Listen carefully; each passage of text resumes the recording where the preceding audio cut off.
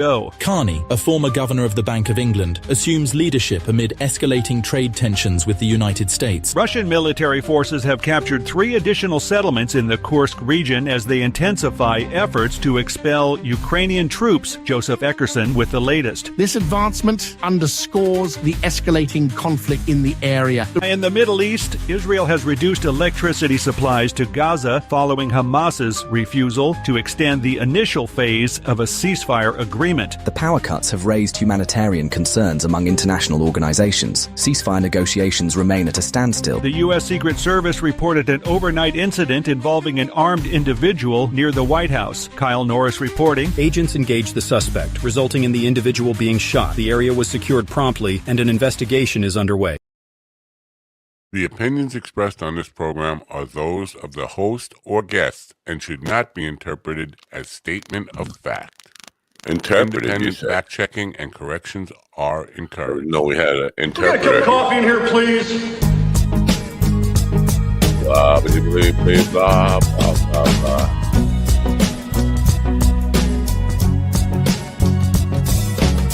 What's going on?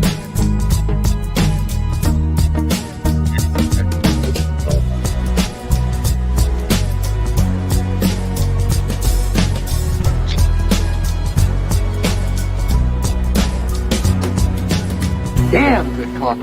And hot. Oh. My dog is your mind's best friend. No, he's not. My dog is your mind's worst enemy. My dog is your mind's best friend. Wake up, America. You've got a dog that needs walking. That's right, sunshine. Just put on a big pot of strong coffee and get ready to type your little hate mail with your opinions about kumbaya and flat earth insanity. Stand-up comedy? You want stand-up comedy? Well, we've got sit-down comedy. It's time for Coffee with the Dog. You make me laugh. Making. Go ahead. I said laugh. I'm not a clown. I mean, I'm a clown. I mean, whatever. Laugh. Fuck up Joe Pesci. And Joe Pesci's gonna come and break my leg. And then I'll hang out with Steven. Except I won't be passing out. And I will still make the show. Yeah, we'll talk about it. I'm glad we had a fucking call about that. Say what? What did I miss? Good morning, folks. I'm waiting to see if Bubba is on the phone. Oh, look, it didn't Bubba yet. Yeah, how about that? No Bubba. Good morning. It is, what day is it? It's Tuesday, right? Tuesday, March 11th, 2025. Spring is here, hopefully to stay in New York. Yesterday, in Long Island, New York. Yesterday was a sunny, lovely day outside, hanging with the chickens. We had a lovely conversation that went something like, and sounded pretty much what my life has become. Was a pretty productive day yesterday, although I have nothing to show for it. But it was a productive day. It's kind of weird. When you work all day, you get things done. But at the end of the day, you're left with kaboikis. Kaboikis is a Brooklyn term that means ungats. Ungats is a Italian word for balls. So I got balls. I don't know what to do with them. Anyway, so Beyond Classified was compelling last night. If you watch, it was all about darkness, a dark screen that with no sound. Apparently, Steven, the sitcom Ortiz, has some health issues. Who would go figure? But nobody ever told him the most important rule. No, not do unto others, not the golden rule. Do unto others and then split. No. I'm talking about the show must go on. See, I've been I've had ass cancer, brain cancer, leprosy, Ebola, all at once, and still managed to do the show. You got to do the show. I don't care if you're passing out. I don't care if you're dead. Do the show dead. I'm sorry. I'm just busting Steven's balls. But I could not sub-host for him, or I can never sub-host. I just can't do these UFO crazy people. I did it. I did my time. I paid my debt to society. And I got out. They can't drag me back in. So we postponed. Now, Chris Tyson, who was supposed to be the guest, will reschedule at some point when Steven is feeling more like Danson, more like Ted Danson. Speaking of Ted Danson, this has nothing to do with Ted Danson. Let me just check and make sure everything's working here. Yeah, everything's working. So I forgot to mention this. I wanted to mention the lips. The lips don't work. The lips don't work. The tongue don't work. The brain barely functioning. I wanted to mention this to the guys last week when it happened, early last week. You remember Kramer from Seinfeld, Michael Richards, who had that heckler breakdown where he started throwing racial slurs and lost his mind and got, I don't know if cancel culture was a thing then, but he certainly went through, they called him out for being a racist fuck like he is.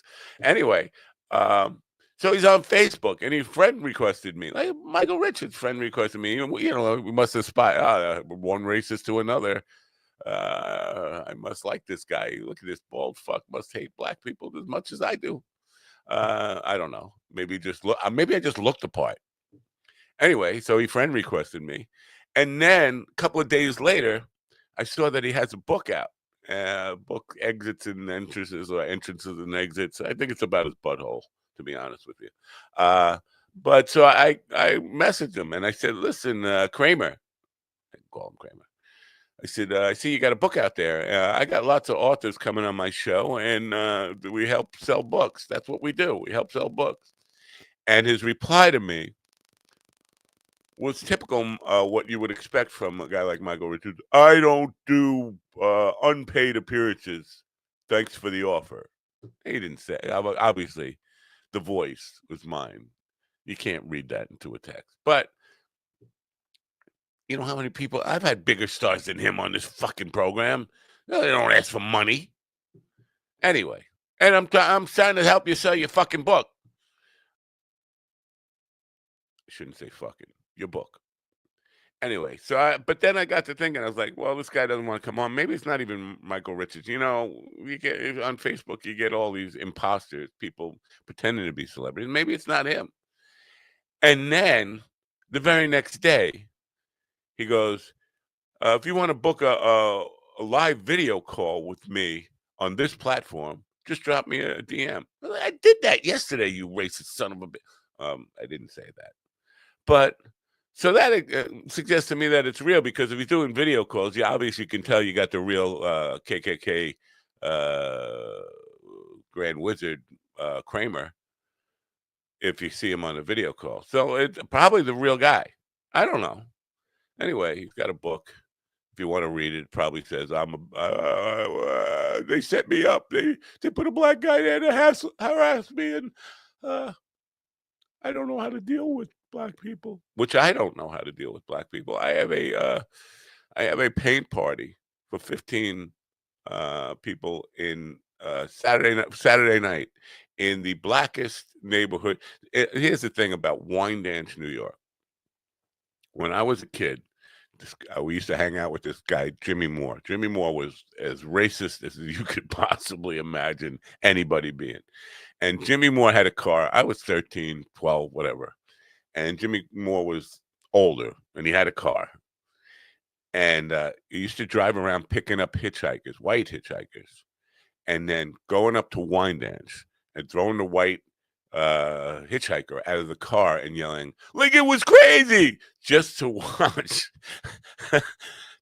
him get beat up and then pull off like crazy. But it's the blackest neighborhood on Long Island, and I have a party there, and I'm anticipating fun, but I also anticipate like a cultural language barrier for all white doofus like me. Here's what I'm expecting: 30-year-old black people versus the 90-year-old white dude. We have very little in common. I am from the whitest neighborhood on Long Island. They are from the blackest neighborhood on Long Island. And there's a 40 or 50 year, well, not 50, 40, 30 or 40, 35 or 40 year age differential. So I asked GD to come with me as a translator, and he declined. He wants to leave me out on my own so that he can yell, "Lincoln was crazy," and then drive away, or whatever. So anyway, we have a show for you today. Ben Crockett, King of the Wild Frontier. Ben Crockett, King of the Wild Frontier. And he has written a book called what's it called? It's called Under the Streets. No, it's called Squeeze Light. It's about tunnels under Los Angeles, abandoned tunnels, and it's kind of a thriller. It's fiction based on creepy tunnels in Los Angeles. We'll talk to him in an hour or two. Anyway, one of the things I did in my productivity yesterday was create a commercial for Paint with Matt. If you're on Long Island and you own a dispensary, and God, there's more dispensaries now. They're popping up like hemorrhoids, or no, hemorrhoids. Well, popping out like no. Well, there's a lot of dispensaries. That's what I'm saying. And if you are one, you might want to hire Paint with Matt for a puff and paint into your dispensary while providing a memorable experience. Hosting a puff and paint party could be the perfect solution. This engaging event combines creativity with relaxation, creating an enjoyable atmosphere that resonates with cannabis enthusiasts. Let's explore how you can effortlessly organize this unique event and attract a fresh crowd to your shop. At its core, a puff and paint party merges the world of art with the enjoyment of cannabis. Attendees gather to create their own artwork while indulging in a selection of cannabis products. This format not only fosters creativity, but also encourages social interaction, making it an entertaining outing for both seasoned artists and beginners alike. Oh, yeah. By hosting a puff and paint event, you tap into a fun trend that aligns perfectly with the culture of cannabis enthusiasts. The first step in organizing a puff and paint event is the planning phase. Collaborating with a professional host like Paint with Matt takes the pressure off you. They handle everything from logistics and marketing to cleaning up afterward, allowing you to focus on your business. Here's a quick rundown of what's typically involved. 1. Choose the right date and time. Select a day when you anticipate a good turnout. Weekends or special occasions often work best. 2. Set the space. Whether it's your dispensary or an outdoor area, ensure the environment is conducive to creativity. Create an inviting atmosphere with ample space for easels, supplies, and seating. 3. Art supplies. Paint with Matt provides all necessary supplies, including canvases, paints, and brushes. This makes it simple for you, as you won't need to worry about inventory management. Couldn't do it. 4. We promote the event. We leverage social media, community networking, and your existing customer base to get the word out. We handle all the signups and registration. 5. Cannabis offerings. Curate a selection of cannabis goods for attendees. Paint with Matt's Puff and Paint parties are a no-cost-to-you event. It's free marketing and new customer acquisition with zero out-of-pocket expense. It's a win-win. Call 631-496-6464 or write to paint@mattmedia.live today and picture your business growing. All right, picture your business. Hey.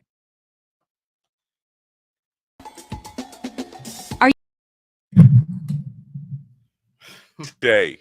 Damn it, I say. I knew there had to be a technical problem here today. Vagina. Anyway, in the room with me now, Stephen, I don't feel good. I can't do the show. Ortiz. Ron, I feel fine. I'm going to do a show no matter what. Kane and GD. Somebody say something about a show? Fenderson? Good morning. Good morning, America. MyDogTV.com. Mama's got a squeeze light she wears on her chest. Ben saw it as a child. Now he's a goddamn mess. He's crying all night. He can't forget that sight. Mama's got a squeeze light. And I forgot the last line. It goes in and out, out and in and out. In and out. MyDogTV.com. Support your local merchandise. Explain to us the reference that GD was just making about Mama's got a squeeze light or box. Squeeze light. She's got a squeeze light. Something from the 60s or 70s, probably. Welcome to Boomer Corner, the only corner that you can get stuck in. All right, that's Woodcroft Avenue by Matt Napo, which has been stolen. I gotta sue those motherfuckers. I think Ron did that. I'm suing Ron. Ron, it's coming out of your paycheck. Well, I'll see you in copyright court.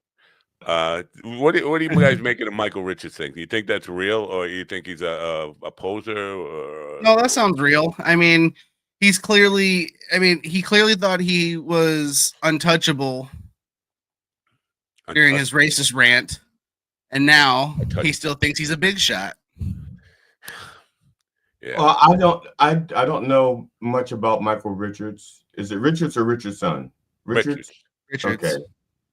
It sounds like he's real stuck on himself. That's what it sounds like to me. Well, the thing is like, I don't know many people, anyone younger than like 25 or 29 that even know who he is anymore. So like, really, how many paid appearances are you getting, homie? I don't know about that. Seinfeld is still huge in syndication and streaming stuff, and it plays. Oh, it is, but not just by boomers though. No, but from what I've seen though, it's a lot of like 90s kids that are watching it still. All right. Whatever. In other words, not a new audience. You don't think he's building not a new audience? No. Because the one article I heard about younger people watching it, everyone was talking about how Seinfeld was offensive, and yeah, but he spent too much time out of the spotlight. That was his problem. Yeah, like when he went through that, that was one thing to go through it, but then he like disappeared for how long? Like 15 years or something? Yeah, I don't think he really. I don't think he popped up until comedians in cars getting coffee with Seinfeld. It was the last thing I think I saw him on TV for. Right before Letterman went off the air, or handed the show off to whoever he handed it off to, Keith Colbert. He had Jerry Seinfeld on, and Kramer called in or was satellited in, and the audience was laughing at him when he was just trying to be. Yeah, because Jerry was like, "No, this isn't funny. This isn't funny." That was a really good. If I wasn't looking at you, I would have swore Jerry Seinfeld just called into the program. We all know Seinfeld is really a Jewish spy from Israel. We all know it. Somebody needs to educate him on this plain fact of nobody. I don't care who it is. Maybe I'm wrong about this. I'm just thinking this through. But I don't think anybody has ever been paid to be a paid guest on a podcast ever. I mean, it's just not a thing. Podcasts don't. We're not late night television. We don't pay the minimum SAG. Oh, I bet you Hawk Tua does though. That podcast does. Oh yeah. Yeah, I mean, she's got XM behind her, so I'm sure they're paying it for guests. Yeah. So well, listen, I'll go on her show. She doesn't have to give me a penny. You just got to give me some of that Hawk Tua. Or the no, not her. The tell me I'm your daddy podcast or whatever. Oh yeah. Call me daddy. Yeah, something like that. I will not. Stephen, call me daddy. Matt, I do have a small. You're talking about the guy the friend of yours used to drive around and drop white people off. It was crazy. Yeah, that guy, Jimmy Moore. Okay, I think he would have gotten better results if instead of yelling Lincoln was crazy, because most blacks didn't drive Lincolns. If he just yelled out Cadillacs are pieces of shit, then I think they would have. Well, he was driving a Cadillac. I should have mentioned that. He had a Cadillac convertible, but so he was one of us. He was, in a lot of ways. He was. Because you think about it, the people who protest to hate gays the most are closeted gays. Yeah, in a lot so of ways. The people who hate blacks the most are probably closeted blacks. They really want to. I knew my grandfather was black all along, and I just couldn't prove it. except for the fucking of the black lady across the street. No, I mean everybody was having sex with black ladies back then. Jimmy Moore. Everything that he hated black people for, every behavior that he attributed, the stereotypical behavior he attributed, he did. He had that. That was definitely him. So he had like a big cock and bad credit. I don't know how big his cock was, but he definitely fathered more than one child out of. Hey, that's not. I'm sorry. You can't put that on black people. Because Elon Musk, that's an African thing, not a black thing. So anybody from Africa does that, like Elon Musk. But I'm not saying whether that's. I listen. If I could, I would. Black people have a lot of babies. I'm not bringing judgment. I'm just saying this is what he hated. Does he visit all of his kids? Was a stereotypical thing that he put on black people, and it was part of his own behavior. Does he claim the kids? So, but also you got to take into account this. As I mentioned, he was older. I was 12 years old. And when I think back on it, you had this guy who was 19, 20 years old, hanging out with a bunch of 12-year-olds, driving them around. I mean, questionable dude. That's funny because we grew up about the same era. I mean, you had me by about 10, 12 years, but we're about the same era, 15 years. Yeah. But in my neighborhood, we all the kids played together from age like 18 down to 7. We used to play football together, and the only rule was if you cried, you couldn't play. So you get walloped. You'd be like 6 years old. You got the ball. You're running, and some 18-year-old like whacks the shit out of you. You can't cry because if you cry, you can't play. Yeah. So that was it. But they didn't drive us around neighborhoods. They didn't put us in their car. It's like, no, we played in public. Yeah.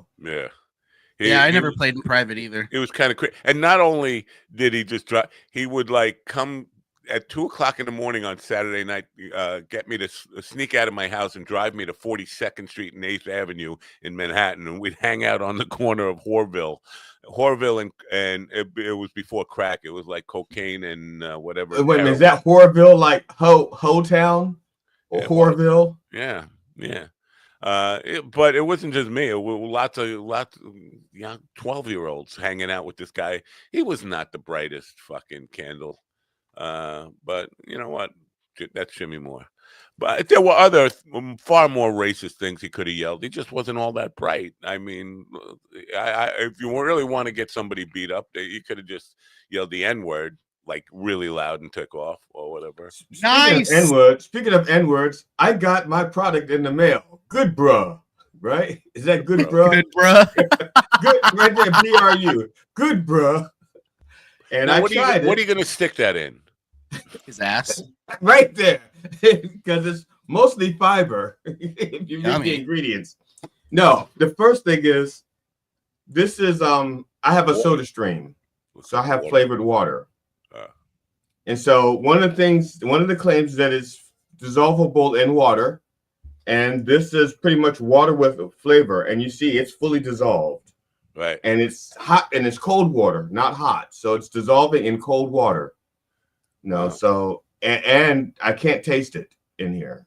Right. I mean, I can taste it a little because I've been drinking SodaStream for so long. Right. And there's not much flavor in soda water. All right. Are we going to address this? This SodaStream thing? For the past week, GD's been like, I have a SodaStream. I have a SodaStream. He's mentioned it several times in the past week. Only with regards to this. With regards to this, I think. I don't know. I mean, because I've had the SodaStream for almost 2 years. See what I mean? And I'm not getting paid to talk about it. Well, it went invisible there. I know. That's really dissolved. Wow. You don't get to see any of it. Totally dissolving. Yeah. If I keep squeezing it, it's going to explode. Yeah. I have to show my full thing here. This is there. I don't now. I'm trying to guess what the message is. Now I'm pretty sure Steven gets that movie reference because it's his generation, I think. Wait, what movie reference? This. What movie is that from? No, not Goonies. Yeah, the old guy got it. Goonies. That's before my time, bro. Really? Wow. I don't know because I never saw it. Goonies was what, the 80s, like 88, 87? I don't know. I never saw it. Right. I was born in 91, man. So I actually hate that movie. Oh, okay. And sorry. I never saw it, so I can't hate it or like it. Another 10 years or so, and everything from the 90s will be considered classic. So I'll know it then. I can give you permission because I'm from the hate police that you are allowed to hate things you don't even know about, never saw, or whatever. So you got dispensation to me. Go ahead and hate it. Damn those supermodels. Yeah, right. You never met one? I'd like to address the elephant in the chair. Wow! How about the corpse in the chair? Anyway, back to you, Matt. How are you feeling? No, seriously, how you feel? What happened? Did you you got a boo boo? Did you cut your head? No, I was You bled yesterday out. afternoon. I was kind of just in my head a lot, and I was having panic attacks, and then I just passed out and woke up at the hospital, which is like a half a block away, and they were like, "We just going to run tests," and they came back and said it was just a stress-induced fainting episode. When you woke up, was there seepage? No. No, you didn't check. You didn't check, did you? No, I would probably check. There's probably a little cum coming out of your butthole. Well, listen, as long as I was asleep for it, whatever. All right. Talk about exhilarating. You mean exhilarating? I swear to God, Randy, I'll tell you to your face. Fair enough. Have you never heard the adage, the show must go on? I did. Yeah. How many times have I broadcast from a hospital room? That's true. So yeah, what was your show? That you were just, there was no stress on you. There was no pressure on you. Yeah, and you didn't even talk. Most of the time, you didn't even talk. It was me just talking to GD and arguing with GD about whatever we argue about. Yeah, but now it's you. It's on you. See, you couldn't take the pressure. That's the difference. The pressure. I got Chris Tucker. I'm interviewing Chris Tucker on my show tonight, and you're stressed out. You have a panic attack. You know, because like Chris Tucker is just this great god in the UFO MUFON world. With all due respect to Chris Tyson, I have zero fear of interviewing him. If anything, it was probably not going to be as positive as the previous ones because his book is fucking nuts. So, some Slaptail is angry at Ron for some reason. I don't know why. What? Because I think Ron hated Goonies. Truth is, I mean, that's the only thing I can think of. Ron said he hated Goonies. Listen, Ron hates everything. Ron has a carte blanche when it comes to he owns the hate police. He's like the Elon Musk to the hate police. He just contributes and then he just takes it over. So he's allowed. I do have showbiz. Showbiz. I do that. We'll get to that. Should I not mention this? Bill Burr. You can mention the Bill Burr thing. I don't even know who Terry Gross is. This is Colonel Mike, by the way. Let's all salute Colonel Mike. Good morning. Good morning, Colonel. Bill Burr was on Fresh Air with Terry Gross. That's gross. You should check it out. He's got a whole link to that. I am a mess of a human being, but it makes for good comedy. Well, that's true. That is true. I don't know if this is going to be in showbiz, but it's worth mentioning that Bill Burr has a weird angle like Stephen Ortiz does. And he will be on Broadway in New York in Glengarry Glen Ross. Yeah, I think last night or the other night was the premiere of it because I've seen some shit floating around online where they're all on stage at the end of the show and shit. See, I would go, but you know how much it costs? Boy, geez. Too much, and especially with all the traveling and commute and everything, I'm going to end up because nobody's going to go with me. Nobody I know even knows who fucking boomers don't know Bill Burr, even though Bill Burr is probably close to a boomer or somewhere in the neighborhood. Well, Kieran Culkin is in the play as well, and Right. Do the boomers know him? I mean, he's younger than Bill Burr, right? Yeah, but don't the boomers watch Succession? And isn't Kieran? I would imagine they would, yeah. So you might know him from that. I don't know. Actually, my wife knew him because my wife knew him. Like, I guess he was a childhood actor or something. Well, he's Macaulay Culkin's brother. Yeah, so my wife knew about him, and when he showed up, my wife goes, "Oh, Kieran McCulkin? Culkin? Kieran Culkin. Caulking the tub. Caulking the tiles." Yeah, so my wife knew who he was. Speak American. Right. So anyway, the Broadway tickets are ridiculous, and you know what? I'm thinking So does that mean we can't get a press credential to show up and interview him? No. Correct. He says he's not. Mike says he's not a colonel. Congratulations, General. You got demoted. What happened, Mike? Congratulations, General. General Mike. If I'm not vaping, I'm raping. Right. It's not true. It's not true. I'm not. I'm always vaping, never raping. Steven looks like he's got like wrestler arms in that shot. Did you see how he had like 27-inch biceps in that shot? They're 21 inches. Wow. Ooh, somebody's got puny girl arms. Wow. Look at that. Little girly arms. Ooh. Little girly man, I want to pump you up. And we want to pump you up. And then wake up with seepage in the hospital. Now, I want to pump up and wake up with seepage in my asshole. Bear Love is in there. Actually, the guy from Goonies that was deformed was from Flint, Michigan. We're going to start the Flint, Michigan wars again. Okay, aren't all deformed people from Flint, Michigan?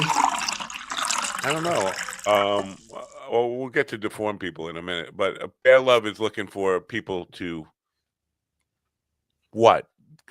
Contribute to the comedy cartel community somehow. What does that mean? I have a minute or two here. I would do it, but I don't know what it means. If it means like lay on your belly like Steven and wake up in the hospital with seepage coming out.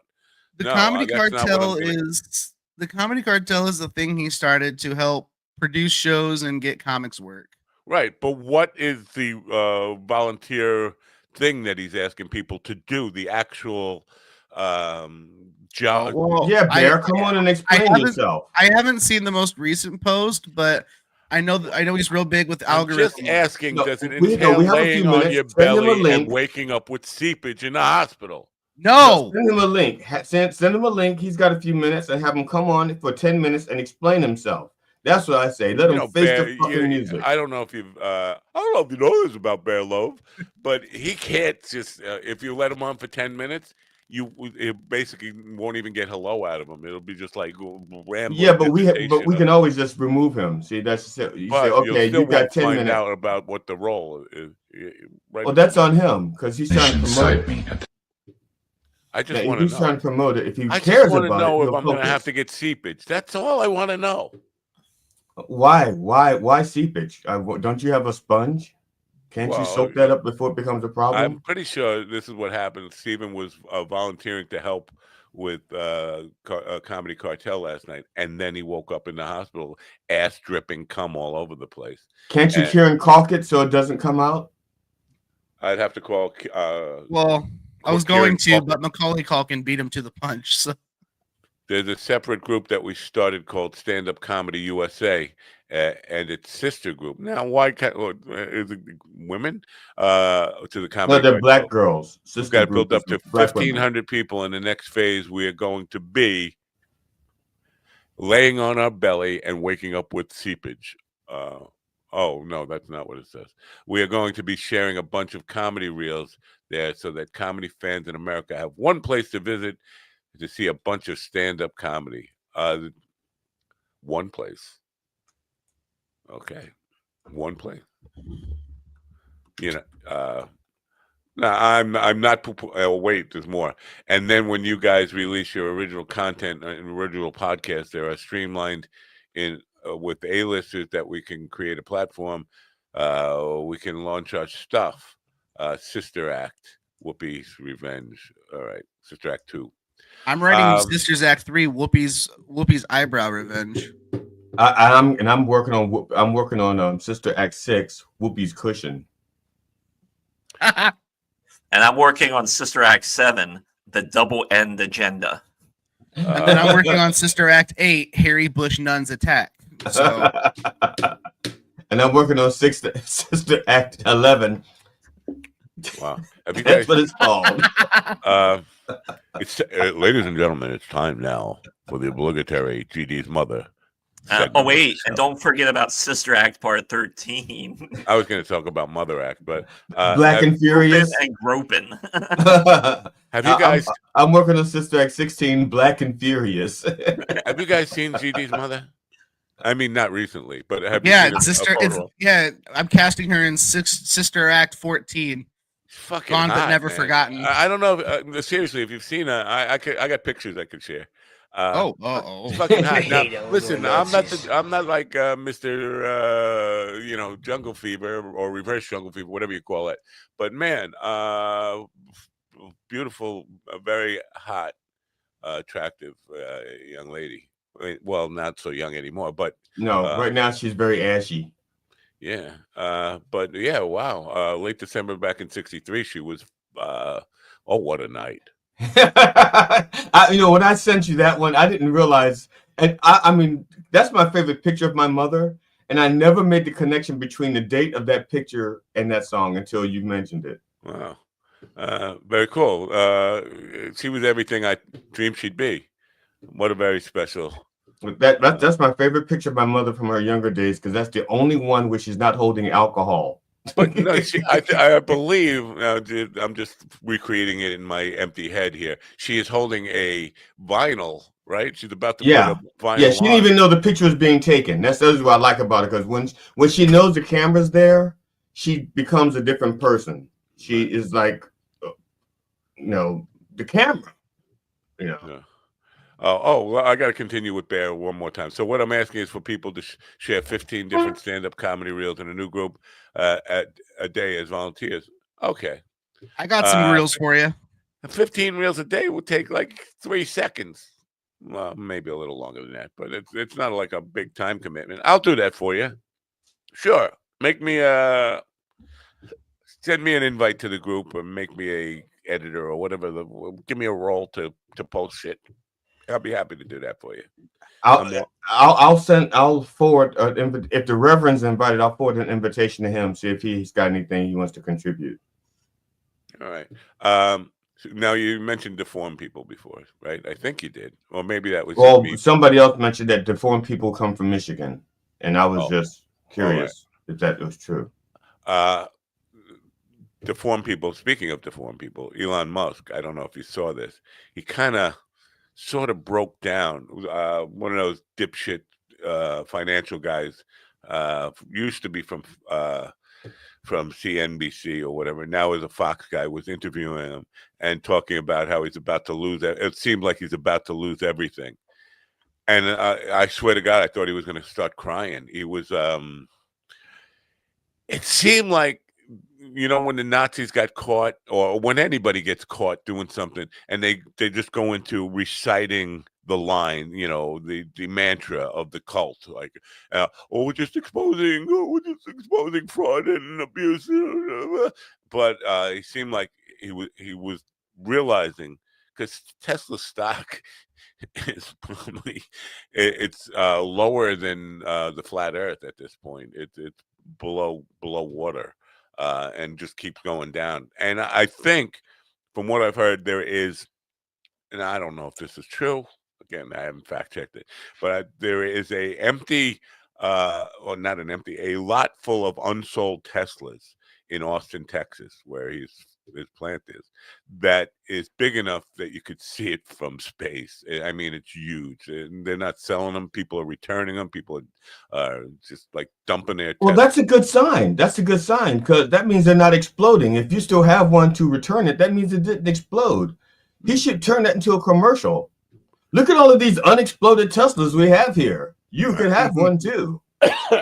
Yeah, but it does seem like he was emotionally, I don't know, coming to grips with the fact that everybody hates him, or trying to come to grips with it. Well, everybody hated Chris, and look at how famous he is now. Chris Rock? Yeah, remember that show? Everybody hates Chris? I remember, but nobody really hated him. He was trying to make fun of Everybody Loves Raymond, right? That's what he was doing. I don't know. I never watched it. Oh yeah. No, it was just a family comedy show. Yeah. So yeah, but it's good to see Musk crying, or almost crying. I go to the next level. Cry. I want to see actual real tears. I want to see him slit his wrist. I want to see him slit his wrist. That's all. Oh, I want to see, what? 0 to 100. I want to see him cry. I want to see snap bubbles. I want to see him slit his wrist and roll around in it. Like, oh my god. Oh, now that's thick. Ladies and gentlemen, Alex Jones is with us. Alex, is there any truth to the rumor that you're using Ozempic and slimming down like a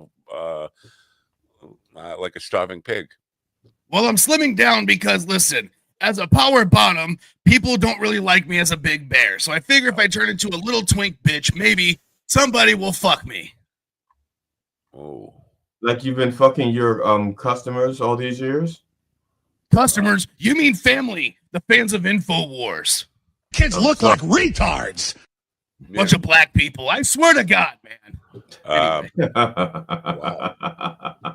Alex Jones is racist. Wait, you can say the R word. I get that he's racist. I'm just laughing at how easy it is for you to slip into that mode. It really is. It's like all of a sudden Steve is like, yes, the normal Steve is like, yeah, I respect all people, and then but all the fucking niggers out there. I respect all people, except for those dirty Puerto Ricans. Yes, terrible. Whoa. And a lot of that comes. They're a bunch of retards. El Como, Ron. I'm sorry, not cum. Ew.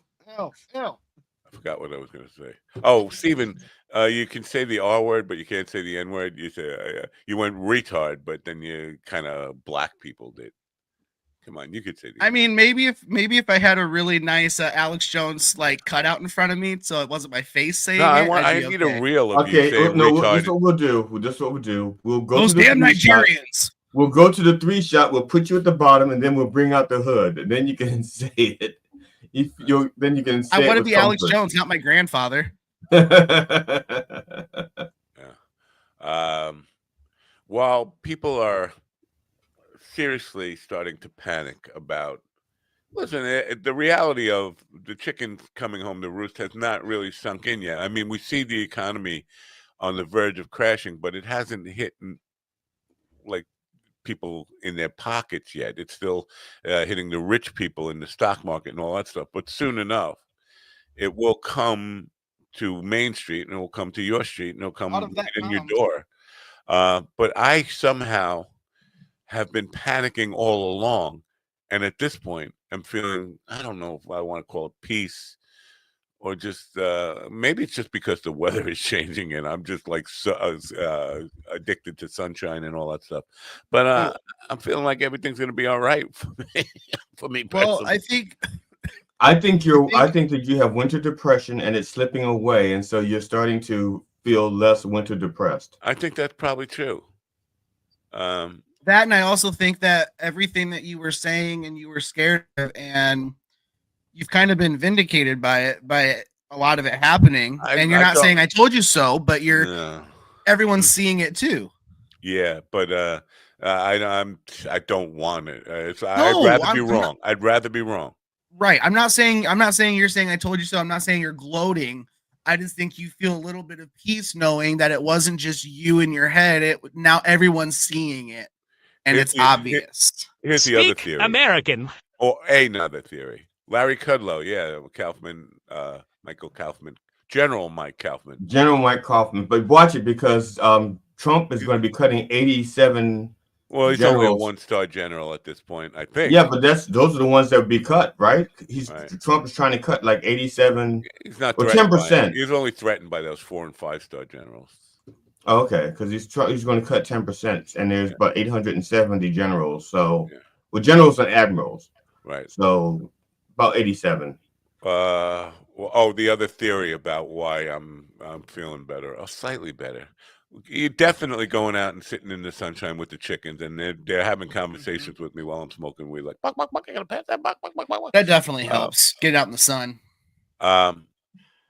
It's doing stuff. Yeah, because yesterday, Paint with Matt, For Paint with Matt, I need.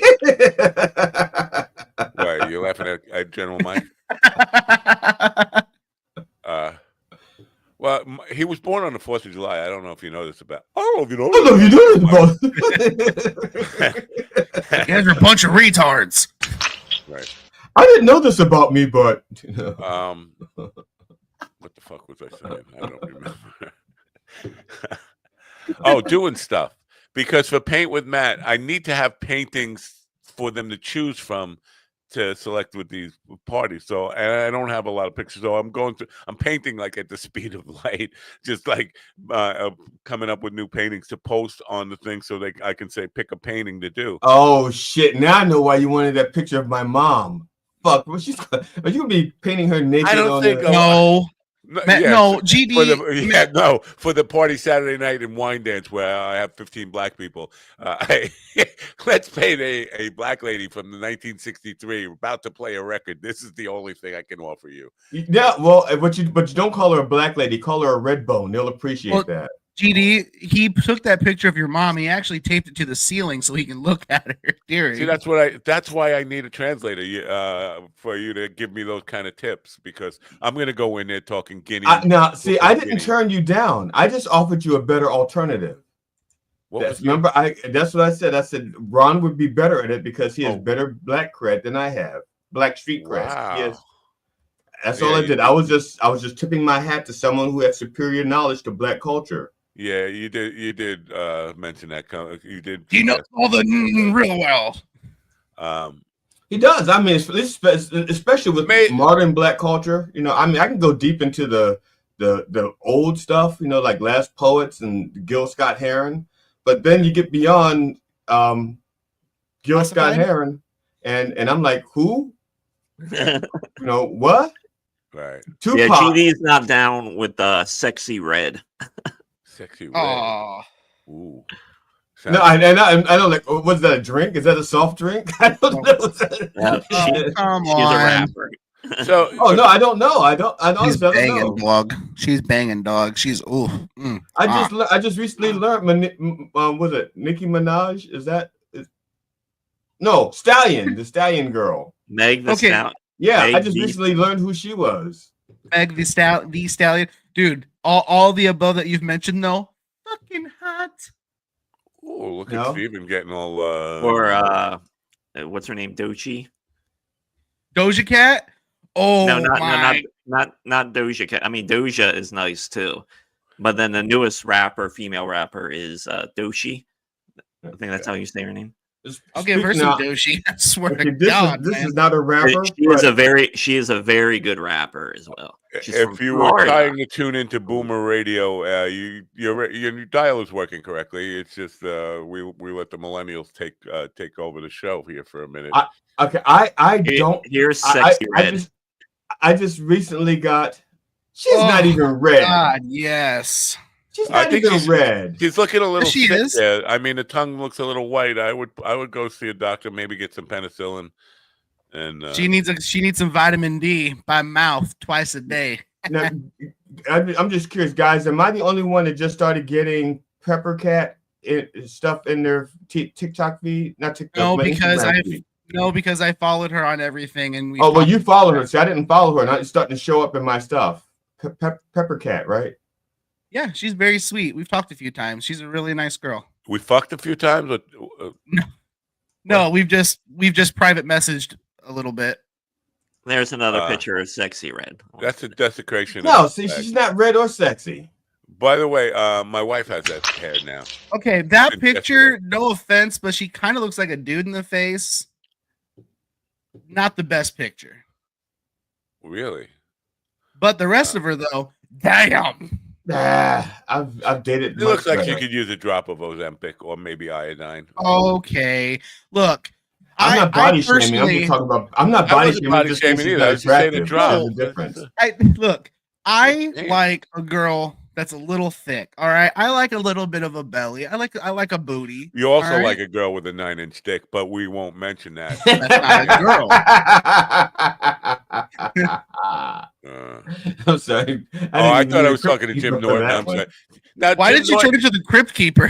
I know. Jim Norton is very. I mean, he's married to a woman. I think. I don't know. He's married to a trans woman. Yes. Oh, a trans woman. I did not know. He's been very. See, he's kind of homophobic, but loves the dick. I think he's one of those. He's kind of like.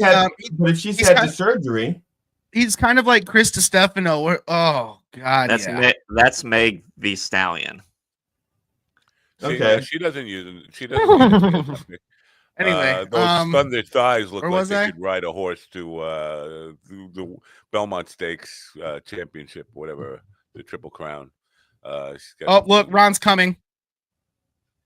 That's his cum face. Is he locked up? That is his cum face. That's his cum face. I think he's frozen. I'm gonna try to take a picture before he goes away. Is that a B? Yeah, do a B. Do a B. Oh, fuck, you missed it. Got it. You did? I got it. Yeah. I don't know. Coming to the group chat now for your guys' use. I don't need to see it again. I memorized it. You memorized it. I've seen that face before. You do enough shows with Ron, you're going to see that face before. That is fair. I love it trying to get me and Ron to yell about Flint, Michigan again. Ron, yell something about Flint. It's in Michigan. It's in Michigan. No, that's all you got to say. So fuck Flint. Okay, it's in like Flint. Anything in Michigan, fuck it. Our man Flint. Where was I? Somebody mentioned something about penicillin, and it might have been me, right? Probably.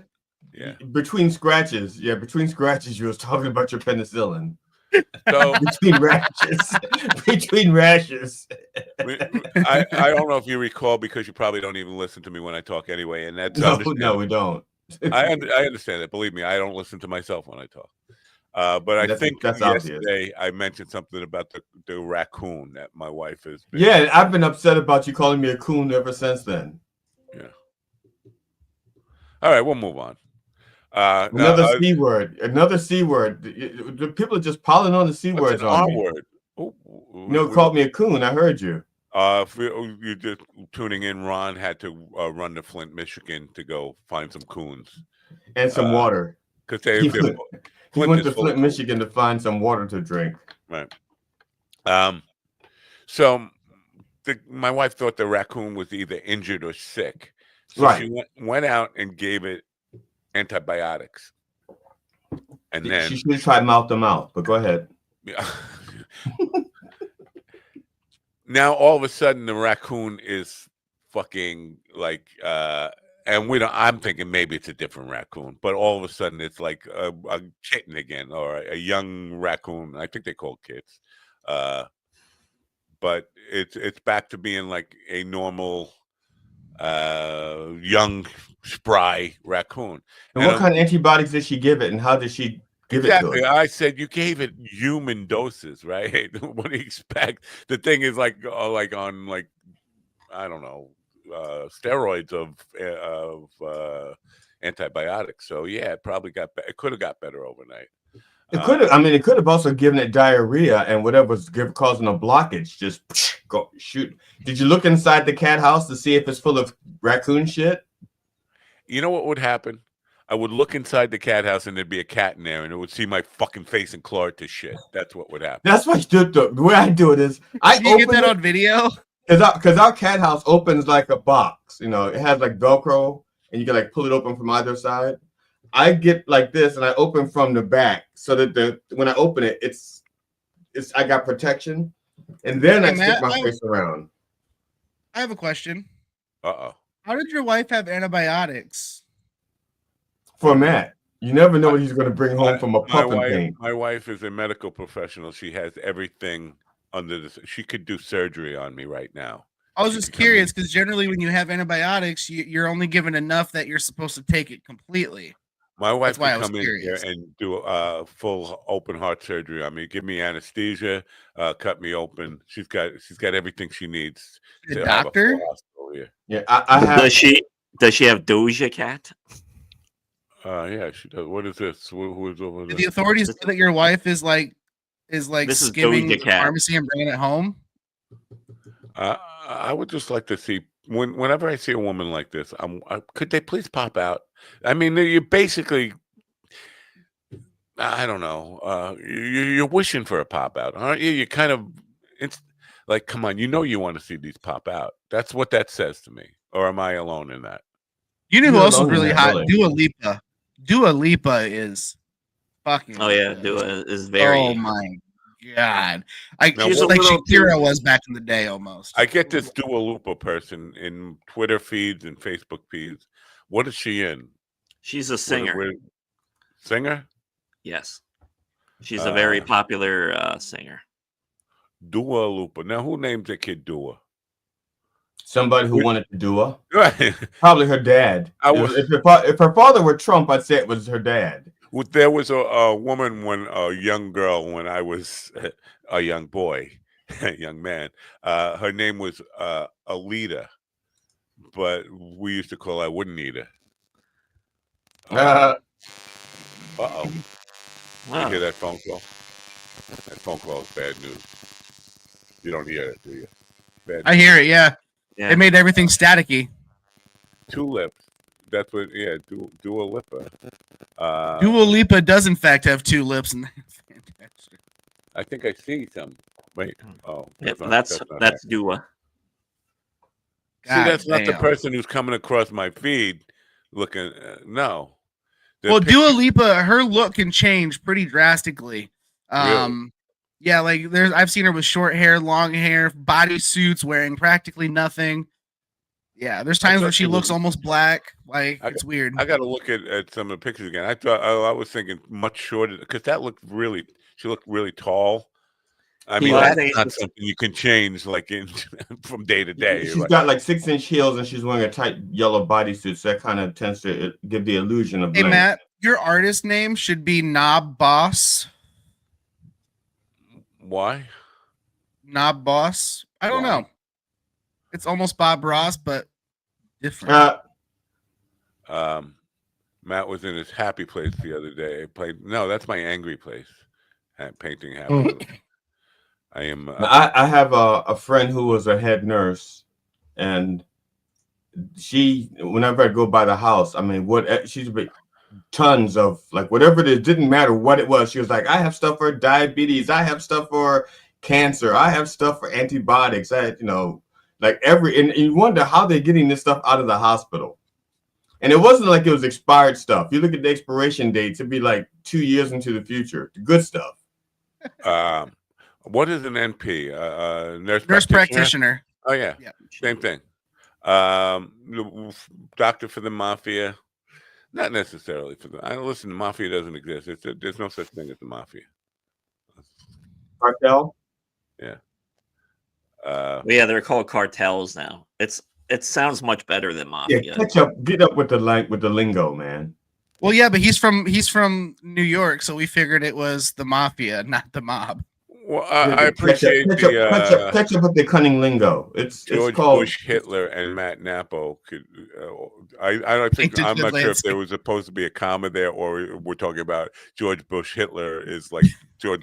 Depends on who you talk to in Iraq. Now we're back to the punctuation thing again. Back to Sunday's conversation. You got to have punctuation, or the sentence loses its meaning. Well, on Long Island, there are the Hitler family. Hitler's family moved to Patchogue, so I was thinking maybe one of the Hitler guys had a kid and named their kid George Bush.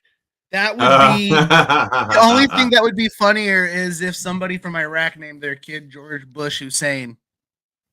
Yeah.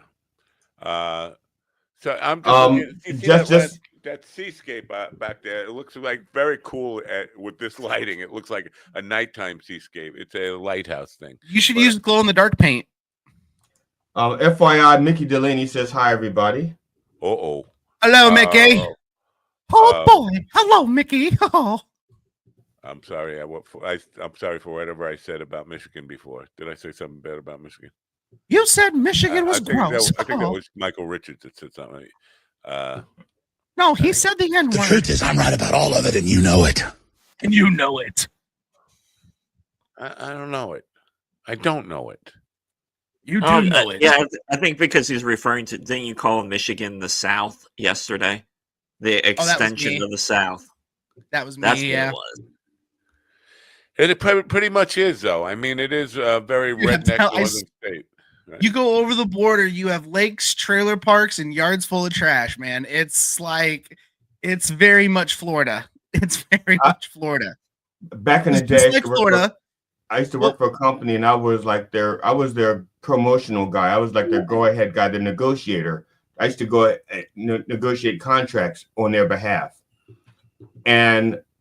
But when it came to Michigan, when it came time for us to negotiate the contracts in Michigan, he says, the president says to me, he goes, Glenn, because I was in GD back then. He goes, Glenn, we can't send you to Michigan, and we're gonna promote this guy named Richard. We're gonna promote Richard and give and have him the same title as you, and let him handle Michigan, and then so we have more territory. Michigan and west of that makes sense. And I said, I don't understand why. He goes, well, the guys in Michigan, they're a bunch of good old boys, and you're not going to relate to them. I said, really? Yes. I've been handling the rednecks in Pennsylvania pretty damn good, right? They're different. Really, the rednecks in Pennsylvania, up in the mountains and like the Poconos, they're like a better grade of redneck than or lesser grade of redneck than in Michigan. No, there's just something about Michigan, man. I wound up working in Michigan, and I was just as effective with those rednecks as I was with anybody else. I believe that, but so Michigan's weird, right? Like I said, it's a lot like Florida. You have the pretty beaches, you have all the rednecks everywhere, and if you're in a bigger city, there are no pretty beaches in Michigan. Yes, they have a lake. Not if you're going to compare them to Florida. I'm sorry. There are. I would agree. I would go to Lake Michigan. I would go to Michigan City in Lake Michigan. I would go to Lake Michigan. It's right. I would rather go to Lake Michigan than I would go to Pensacola, Florida. 100% every day of the week. You deserve to have your legs broken. Yes, yeah. What? Have you been to Pensacola? It's a giant shipyard. The water's gross. The beaches suck. Like there's some small parts that are nice. The water in Pensacola, Florida is probably 70 degrees. The water in Michigan during the summer is 40. Listen, you commie fuck. Speak American. You don't go comparing lake water to ocean water. Don't ever do it. You take it. I'm sorry, that's like Pensacola. That's Gulf water. Okay, it's not ocean water. It stops being ocean water once it comes up past that line where it says where the A in America is. It stops being ocean water and becomes Gulf water right there. So we're gonna take a wait. We're gonna take a little break for news now. While we do news, Stephen is going to apologize. Not apologize. He's gonna reconsider the life choices that made him favor or compare lakes to oceans and golf. Yeah. Raise up, stroke down. If we can't call it a golf, we're going to get dinged on YouTube. Okay, it's not an ocean; it's a golf. Fine. I'm just saying you don't want YouTube coming down on you for using improper language. I don't want anybody coming down on me. Not according to Elton John. Come up on me. Elton John says, "Don't let your son go down on me." Why news? In the Middle East, Israel has reduced electricity supplies to Gaza following Hamas's refusal to extend the initial phase of a ceasefire agreement. The power cuts have raised humanitarian concerns among international organizations. Ceasefire negotiations remain at a standstill, with mediators urging both parties to resume talks. The situation continues to be precarious, affecting thousands of civilians in the region. Chris Anderson reporting. Russian military forces have captured 3 additional settlements in the Kursk region as they intensify efforts to expel Ukrainian troops. Joseph Eckerson with the latest. This advancement underscores the escalating conflict in the area. The recent territorial gains highlight the ongoing volatility and complexity of the situation in Eastern Europe. International observers continue to monitor the developments closely. In a significant political shift, Mark Carney has been elected as Canada's new Prime Minister, succeeding Justin Trudeau. Carney, a former governor of the Bank of England, assumes leadership amid amid escalating trade tensions with the United States. During his acceptance speech, Carney emphasized Canada's sovereignty, stating the nation will never be part of America. He faces immediate challenges, including navigating the ongoing trade war with the U.S. and addressing domestic economic concerns. Benjamin Wright reporting. This is the latest news headlines.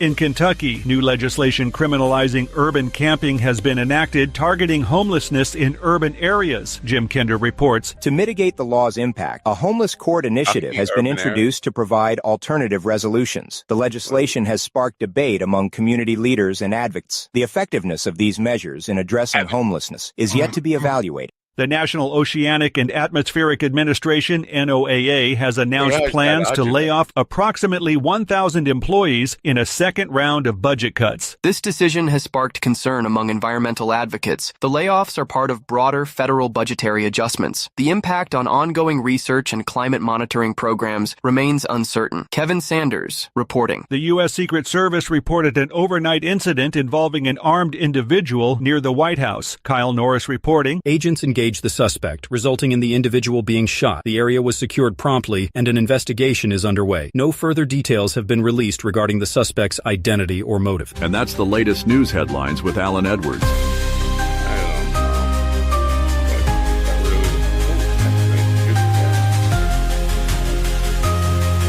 Get rid of Al now. Al, you're fired again till tomorrow. All right. Now, right. Let me address the Michigan thing. All right. Nope, too late. No. You owe an apology. Too late. What the hell? I'm not apologizing. I sit by what I said.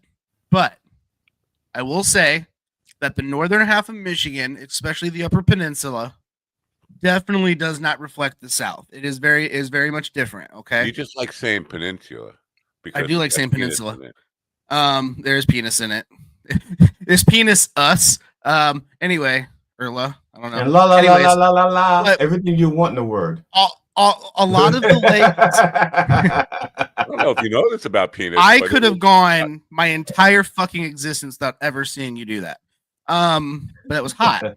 Anyways, the Upper Peninsula and Upper Michigan. Okay, the waters up there are crystal clear. They're beautiful. The sandy beaches are just perfect. No debris. It's beautiful. Okay. There are spots in Florida that are as beautiful. 100% agree with that, especially the southern tip down by the Keys. It's gorgeous.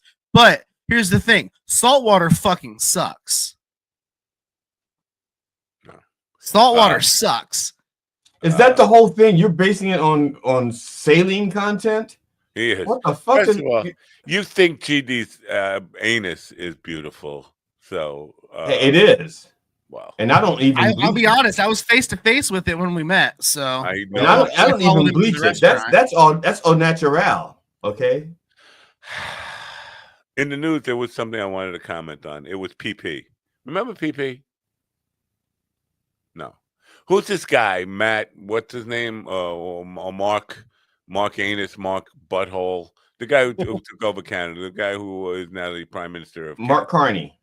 Mark Carney. Art Carney's cousin. Yeah, I thought it sounded like Art Carney, but I thought PP was the guy who was going to replace Trudeau. PP Pierre. What happened to PP? He was the guy, wasn't he? Wasn't he the guy? No, I thought it was. I think Carney was always ahead. I think the second choice would have been Christina Freeland. She was second, but she was like a far second. But she was the one I would have preferred. I would have preferred to have Freeland. Menard, the guy who was trending for months and months was this PP dude on social media. Like he was the far right. Oh no, that was before. That was before the Trump and Doge thing. That shit flipped. That shit flipped. Like once Elon started doing the shit he doing, and Trump threatened to like annex Canada, the Canadians it like flipped within days. It was just no PP. No, it flipped within days. They're like, "Fuck you! You're not taking over Canada." And so they did not want someone who was sympathetic with Trump, who could, like the situation with Ukraine and Russia. All right, let's see if we can get PP on the program. I want to go. Call him. You're down with OPP, right? I'm down with OPP. Isn't that what they called Andy's son in Mayberry? OPP? Opie. And OPP. Glenn Hughes, the radio guy, the former radio guy, the now podcasting from 500 feet above New York City guy. Right, GD? Right? You saw that picture just now. No, I didn't. I didn't see it because I'm on the air. Steven's just trying to send pictures to us. Yeah, I could take pictures too. Just because it looks like that in a long shot, you get down to that water and there's fucking there's zippers in that water. No, Michigan has some of the prettiest beaches ranked in the country. No, that's bitches. You're getting bitches and beaches mixed up. Okay, let's listen. And maybe they're pretty for fresh water, but there are some beautiful women in Michigan, but the numbers are not as high as you would think. I know. I used to work in Michigan. I worked there for years. So you know. I slept with my first trailer park woman in Michigan. Right, and that actually turned out to be a guy. No, it wasn't a guy. Turns out she had a guy. No, it was a guy. I didn't know that. It was a guy. Yeah, okay, so now you just slept with her. Next time, try having sex with her. I mean, sleeping is just phase one. That's like first base. Actually, the sleep came after the sex, but the sleep was short just because she was like, "Oh shit, hey, my boyfriend will be home in 30 minutes." Have you ever had to jump out a window because you got caught with somebody else's woman? I have fallen out of a window before. Yes, fallen. It's like I can't. Oh! I got really lucky. Okay, the bed was almost exactly level with the window, and I was able to just push the screen out and literally just go like this and pull myself through. And I just boom, boom, and then she tossed my crutches at me, hit me in the head, and then I fucking dipped. It's horrible. It hurt really bad. I like omelets better than sex. Now, why did you? I'm just curious. I mean, this is a question for Ron. What made you say the perfect sound effect for this moment is the Leghorn Foghorn omelet clip? Well, because he said he had to jump out of a window, then she threw the crutches at him, hit him on the head. So nothing seemed better than. I like omelets better than sex. All right. Now, I would like to get that guy. That John Kennedy dude on his program, because that's all an act, right? He's an Oxford scholar, right? He's not. He's pretend. This is an act. This dopey Louisiana, whatever it is. That's why most of his idioms don't make sense. His little adages, because they're not authentic. They'll be like, if I went to my family reunion and tried to talk Ebonics, I can't, but it would sound really good if I tried it. But it would sound good to me, but not to the people who actually spoke Ebonics. Right. Here's my awkward point that I'm trying to make here. You guys recall a guy named Shepard Smith who was on Fox News? He was like a big. I remember the name. Shepard Smith went from being a nobody to being a household name because he was willing to ask really, really tough questions of people, or put people on the spot. When he started, he had OJ on. And he was basically saying, I know you, but asking like, really incriminating questions. And people were like, well, that's what we want in television. Now, Shep Smith was one of the guys who went from being hardcore Fox propagandist to Fox is a propaganda network and I'm out of here. And then he disappeared. I don't even know where he is anymore. Yeah, that tends to happen. But somebody needs to do this, like with people like John Kennedy, get him on and like just say, Senator, why can't you just drop the act and be a real person? We know you're just bullshit, and this is not you. We've got tapes of you being scholarly and without that dopey put on accent. Why can't you just? That would make somebody a journalistic star overnight just for calling them out on that stuff. But there's some places. That some media outlets that kind of lean left that used to call out the people that did that, the Ted Cruz's, the people that had like Ivy League cred, but want to sound folksy, like they have never been at the inside of an institution of education, higher learning. So, but they don't do it anymore because it's just baked in. They just accepted it. Look, we have 20 seconds for me to do this intro now. Ben Crockett is with us. Steven, sing the song. Can't sing the song. What song? Oh, wait a minute. If we're doing, I have to go ahead. I have to change my background. For Ben Crockett. I have to change my background. Ben Crockett, king of the wild frontier. That song. You don't even know what the fuck reference that is. No fucking clue. There was a guy, a part of American history called Davy Crockett. I know who Davy Crockett is. Davy Crockett, king of the wild frontier. Anyway, I think I knew the first line of that. If I were Ben Crockett, I'd be like, I'm sick of that fucking joke. Stop making fun of my last name. But with a name like that, it could be worse. They could be calling him Betty Crockett, even though it's Crocker. Yeah, that doesn't make any sense. That's like Crockett. That's like something Steven would steal from Landau and then not take the blame. Okay, disrespectful. I'm before I change my background, I'm gonna get Ben's opinion, which is more descriptive of his book. If it's like Goonies with the kids, that kind of adventure, or since it's dealing with the tunnels and stuff, if he would prefer the trains and the tunnels. Like you are so technically slow. Oh, are you a retard? Like that. Yes. You're a retard. I'm not. Was it? I guess I never even knew LA had subways. And I lived for a while in LA. I should have known this stuff. It's not like a New York subway. No one rides it apparently. And it's not like a Jared Fogle subway, I hope. And San Francisco has a subway too.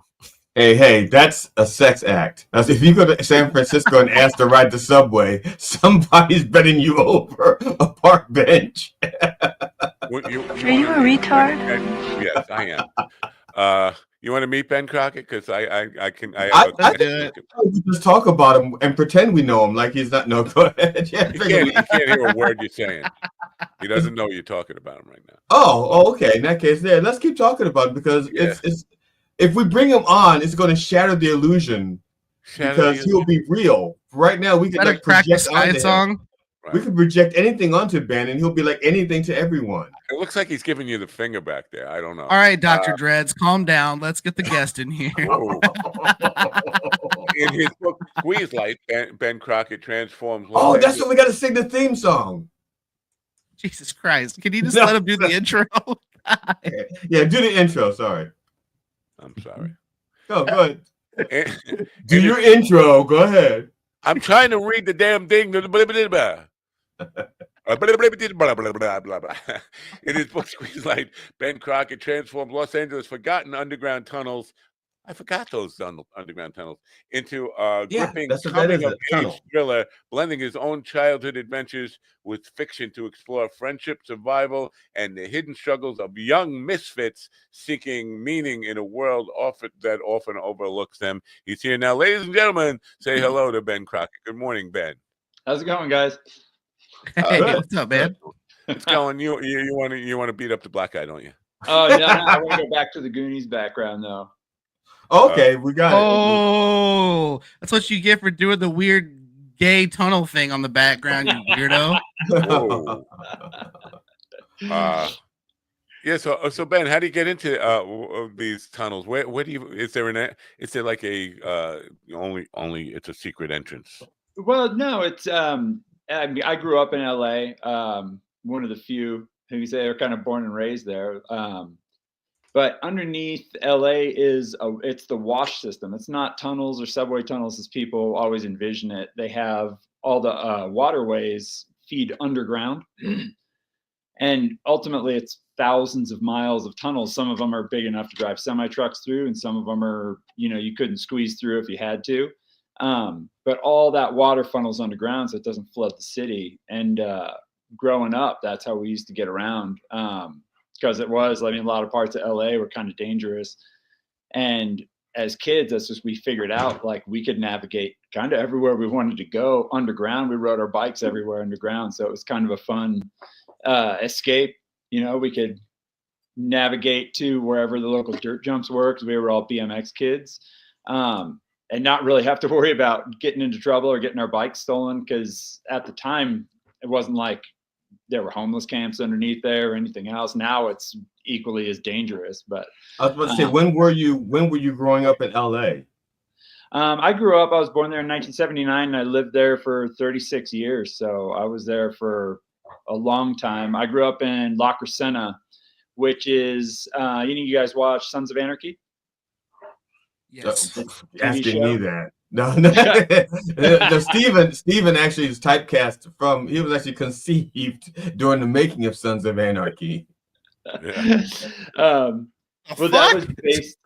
that was based on like the true story of Sunland Dahunga, which is right next door to La Crescenta where I grew up, which is basically, it was motorcycle gangs kind of ran everything. And, even though they weren't out for kids, they didn't care. Their kids,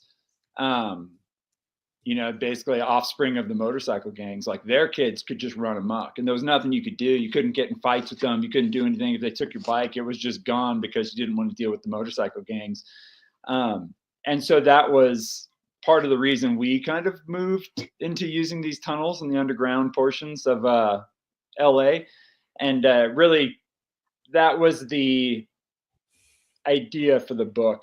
Really, is we never had many issues, but it was fun. It was an adventure, and but you always in the back of your mind you think about like, ooh, what could have gone wrong? All the stuff your parents warn you about. What if there's some weirdo down there? Those are all the things that turned that experience into a book. Now, that had to be exciting. How did you know that was there a time of the year when there was like water down it, so you couldn't ride your bikes through it, like a rainy season or something? Yeah, or was it just? That was where, and I kind of referenced that in the book too. That was what kind of got I got to buy the book. Underground is we would see, there was an older kid who lived down the street from us who we would see riding his boogie board. Like when the water would get really cranking, he would get down in there and ride his boogie board down the washes, which is like absurdly dangerous. I can only imagine by today's standards, the amount of garbage and stuff that's underneath there. But we saw him doing that and we're like, oh, where's that go? Like, where's he come out? Like, he can't just go in there and like the walls of the tunnels get to be like 15 feet high in some spots. And so it was. Well, Steven doesn't get grossed out by anything. He swims in the waters of Lake Michigan, and he actually drinks the water he prefers the water that they feed Flint, Michigan. That's because I have low iron levels. Okay, so it helps. Right. 2, I forgot where I was going with that. So it's early dementia. It happens. So Ben, in New York, the water tunnels have alligators. Everybody knows it. Oh yeah. So in LA, I mean, they have much better weather than New York. So if New York has alligators, you guys must have some really beautiful creatures in there, like between gators and Gila monsters and monitors and stuff like that, right? That was one of the questions I got on a interview I did for Writer's Life. They asked if what it was like down there. Did I like glorify the tunnels when I was writing about them in the book? And that was one of the things, is like, yeah, in the book, I kind of made them a lot less gross, because if you depicted them kind of how they were, like you're always walking through like muck on the ground and like who knows what you're kind of stepping through or stepping over. Right. It definitely takes away a little bit of the glamour of what we were doing down there. But yeah, I mean, there was nothing down there. I mean, it was just emptiness for miles and miles and miles. And you could get from La Crescenta, which is up in the foothills near, say, Pasadena. You can get from there all the way down to Long Beach Harbor. You taking these tunnels and washways. Some are above, some like open up, but they're kind of below ground level. And you can get all the way down to the beach. And like, we knew guys as we got older who'd take motorcycles, like lower little 50cc motorcycles down there and ride them all the way to the beach. So it's kind of. I was going to say, it seems like a perfect way to beat LA traffic. You would think. If you could figure out how to navigate it. And that was one of the things, like when you're kids and you got nothing but time and it's like the world's, just an adventure. That's how we would spend like every day. It was cooler temperature wise over the summer. We were, we had nothing going on. Dude, that sounds so cool, man. That just sounds like an adventure. For a kid, yeah. But I'm fun because I tell my son, I have a 13-year-old now, and I was like, man, by the time I was your age, we were like we would just disappear. Our parents didn't know where we were. You'd leave in the morning and you'd come home and the street lights came on. Well, nowadays they would disappear, but they wouldn't be coming home. So yeah, exactly. So like, similar, very. Nowadays, if you disappear, chances are they're at Steven's house. You know, Michigan it's boy true. wants to drink some water and talk to you. Go ahead, yes, but very similar to what you guys did. In Alabama, my family's property. It's a little more racist version of what you had, but there was old slave tunnels, and the old slave tunnels had like little like stopping points where people would sleep and eat and everything, and all the stuff. You know, they were called the Underground Railroad, right? Not Railroad, slave tunnels. Yeah. Yes, I know. This is what they just told us they were. Okay. Yeah, in Alabama, they still call them slave tunnels. My family was part of the Underground Railroad. Thank you. I understand this. But you buried black people down there doesn't make you part of the Underground Railroad. I did not do any of that. Steven, they're going to have a debate here about racism. But we would Ben, here's the problem. Steven's ancestors thought they were helping by putting crosses in the tunnels, thinking we're lighting the way for y'all. No, they were helping by, you just hang a black guy out on the tree so you can give directions. When you get to the one black guy hanging on the tree, that's right. You make a left, and then when you see 3 black guys hanging on the tree, you're at Steven's house. We got black people in our family tree. They're hanging there somewhere. Anyway, listen. We had but we would disappear too, like because we'd have to go off into the woods at 12, 13 years old, and we'd go out and we'd play in these tunnels, and we'd find these bauxite pits where we could swim, and parents wouldn't find us for 8-10 hours at a time. So they wouldn't. But they wouldn't. Yours sounds way cooler though. They didn't start looking until day 2. So it was normally like 10 p.m. is when they'd start looking for us. I'm sorry, as a person who was lost as a child for weeks at a time, 8 to 10 hours that's amateur stuff. So we would do, like, when I was writing this book, I was talking with some of my friends who I grew up with, and I was like, man, like in hindsight, having a kid now, I was like, we need to call everybody's parents and apologize. Like, we were terrible kids. Like, we were so bad. Yeah. And the stuff we would do, like, we would go at night, we would go try and figure out how to like break into schools and rappel off the roofs. Like, that was our entertainment at nighttime. And you look back on it now, and I can't imagine my son doing that at this age, but that's what we were doing, rappelling off of 10-story buildings and building zip lines between the tops of 2 hotel towers, and like that was, we're lucky to be alive for the most part of it, but you guys had more. I'm saying, because like what your generation did and what my generation did are not much different. The only difference is you probably had quality stuff to use for zip lines, and we found like old ropes that had been like discarded at construction sites and had no idea what dry rot meant. And we'd have ropes going from building to building, and we didn't even call it a zip line then. We just said, let's slide from this pole to that pole using a rope. We didn't even have a word for it. Zip line, we got no such thing. Trouble. We were in Boy Scouts, all of our friends, because our parents were like, we just need to get some sort of order. So they shoved us into Boy Scouts, which is probably the worst thing they could have done, because then it put all that stuff at our disposal. We had ropes, we had climbing gear. It was all You know how to tie knots instead of learning by trial and error. He's like, no, the best knot for this is we're going let's try a square knot. Oh, that didn't work. Let's try a slip knot. Oh, that didn't work. See, so it helped for you to be in the Boy Scouts. It saved your life, probably. Did. We learned so much, and now it's like I tried to put my kid in Boy Scouts. We lived in Vermont. We bounced around. I was originally from LA. We moved to Seattle for a little bit, following my wife's work. Then we were in Vermont, and then we've been in Park City for the past 5 years. But in Vermont, we tried to put my son into Boy Scouts because I was like, man, I get so many great memories of Boy Scouts, and we did it, and it was like, wow, this is weird. Like, these scout leaders are really weird. And then going back and in hindsight and looking at our scout leaders and stuff, it's like, they were kind of weird too. But I think we were so rambunctious and rowdy. Like, I don't think anybody, if anybody had the thoughts of diddling kids, they were like, not these ones. Like, these ones are too much trouble. So it's interesting that you have fond memories of Boy Scouts. Because when you say the words Boy Scouts, my shrinter tightens up a little bit. Yeah, I mean, most people do, or they're just like, it was dumb, like, oh my gosh, Boy Scouts, Boy Scouts. But we were lucky enough that our troop growing up, we had guys who were in search and rescue. We had guys who were ex-Navy SEALs, and like we got to do some really cool stuff, like 100-mile canoe trips down rivers, and like it was a great time. And now in hindsight, I look back and I'm like, oh yeah, I thought that was normal, and that wasn't normal for Scouts. We just kind of lucked out and had some great parents. My memory is we had ex-NAMBLA officers.